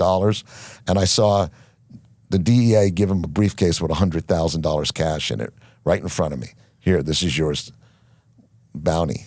And he was still out working for him, but that was a little extra. So we go up there and we all meet. And we meet at this Denny's, and I'm parked I go into Canada. They send me into Canada, and they send David into Canada. So what they're doing is they don't want to send DEA agents into Canada because you have to announce, you have to declare. If you're an agent for the federal government and you don't declare, you're a spy. You know, remember Paul, the guy who was in Russia and they kept him for so long? Paul Whelan Yeah. or Whelan. Yeah, I remember he kept saying he was ex-American military. He was probably in Russia. I'm not saying he was. Look, I'm not anybody to call anybody anything, but what the Russians would be saying is he was an undeclared agent for the United States government. When I went into Canada, me and David were undeclared agents because McAllister had already told them that he had customs in his pocket and that they could smuggle the coke in themselves. Obviously, the DEA wasn't going to give him the coke to smuggle. Mm. So me and David go in. When I left Canada, when I was on a stakeout up there, and Dave and I were staking out, because think about it, if you busted these guys, what's the first thing they're going to do? Try to get home. Or if they're a ripoff, they're going to try to rip you off, or they're going to try to get back across the Canadian border. So they wanted us there to try to say, hey, I see cars coming. As a matter of fact, when I left Canada, so what happens is they didn't show up with the money. So the deal didn't happen that day. And I mean, the planes flying around doing surveillance. The DEA, the head of the DEA in Jacksonville had flown up in a Learjet. We had to go meet the guy. It's like 28 below on a military runway. And here's this, I'm like, what a big dog and pony show, Wow. The cops from Ohio were there. Nothing happened. So several months later, they did pull it off. They ended up busting everybody, and the Canadians flew down to Jacksonville to the same marina where I first went in one of the boats with $500,000 and to put the deal together. One time I busted this guy, and he goes, "Hey, I don't know anybody, but I have a guy in Jamaica." So anyhow, the end of my run was that final bust. But I'll give you an example of undeclared. They send me to Jamaica to go put a deal together with a Jamaican guy. Now, I know Jamaica. I live down there. I've been there many times. Now I'm in Kingston. And Kingston, that's like being, Kingston's one of the most dangerous cities in the world. I used to hang out in the Grill, which is it's like a tourist place, And they fuck it all up. I mean, I get made. The guy comes to my room. I guess I'm on the phone. And the guy comes down, knocks on the door. And I don't know if he heard me talking, because I've been waiting for days, and I had to meet the DEA agent in the middle of the street in his Range Rover. Like, you can't have the only white guy and talking to a black American in the middle of the center of town of Kingston and not that get around that, the coconut telegraph of Jamaica. And that guy's like, I knock on the door. He goes, "You're a bad man." I go, "Excuse me?" He goes, "We know what you are. We know. You're a bad man." And I'm going, no. And I try to talk him down. And you know what they have? You know what a machete party is? No. Okay, in Jamaica, they don't have bullets.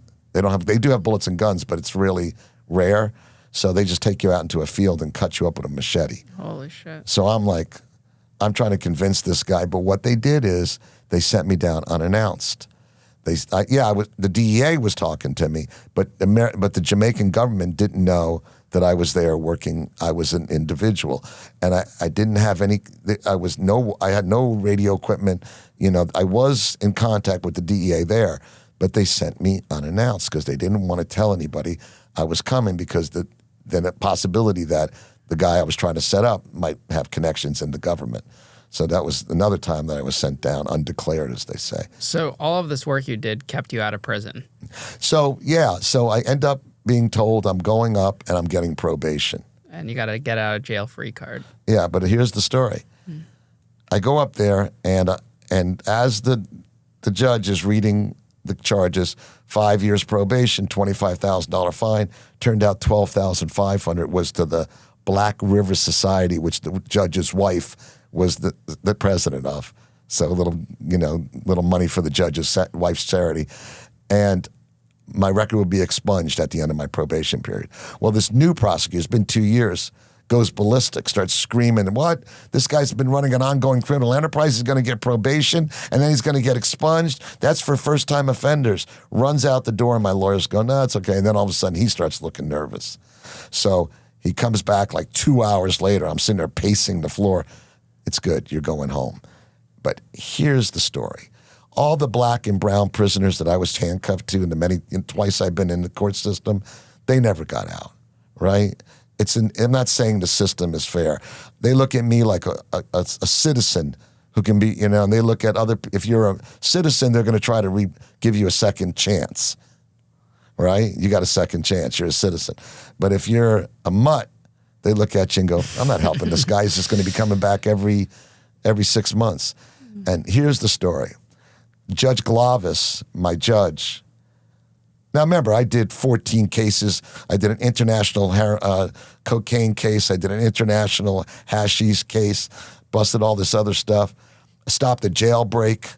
That's another story. It's in the book. I can't go into it now, but literally stopped the jailbreak at the jail I was in. But the story I heard was my lawyer, Jack Bradley, was going to run for district attorney. The district attorney, Michael I think it was Rosenbaum or something, was a Republican. Jack was a Democrat. The judge Glavis was a Democrat. What they wanted Glavis was going to retire. He was going to run 4 more years he wanted to be a judge 4 more years and run unopposed. So the deal was, if my lawyer doesn't run for district attorney, the Republicans won't run anybody against Glavis, and Glavis cannot have to spend any money for 1 more term and just pocket the money and go, be a judge for 4 years. Somewhere in that was also Kenny Behr getting probation. Because I paid the $80,000 to my lawyer. But I also, that is the way the system works. You've lived quite a life, Ken. Yeah. So what do you do now? Tell the people real quick what you do. Well, when I got out of jail, the judge says, do you have a job?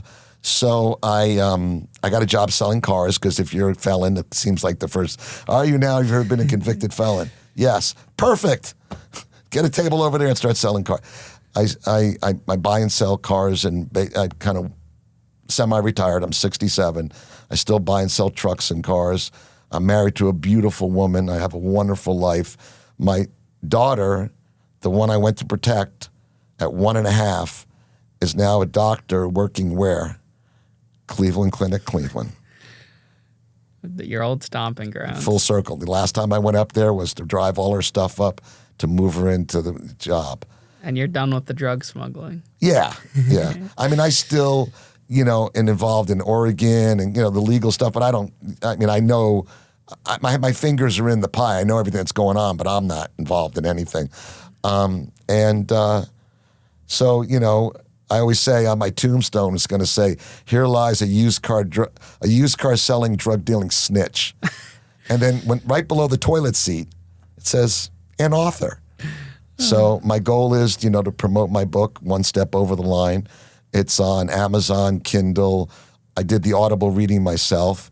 And my other goal is maybe to start my own podcast called One Step Over the Line, and have stories about people that have done crimes or done certain things in their life that might have changed their lives or somebody else's. Well, you certainly have enough stories to support your own podcast. I mean, all the ones like me and the Johnnies and the Matts and people we were talking about, they've all started their platforms by telling their story. Yeah. So it's definitely something to consider. Well, I've gotten most of them and not all of them, but I think we've done well together. You've done thank you so much for letting me come on. Of course. Thank you for coming, Ken. I'm glad we can make this work, and it was a really good conversation.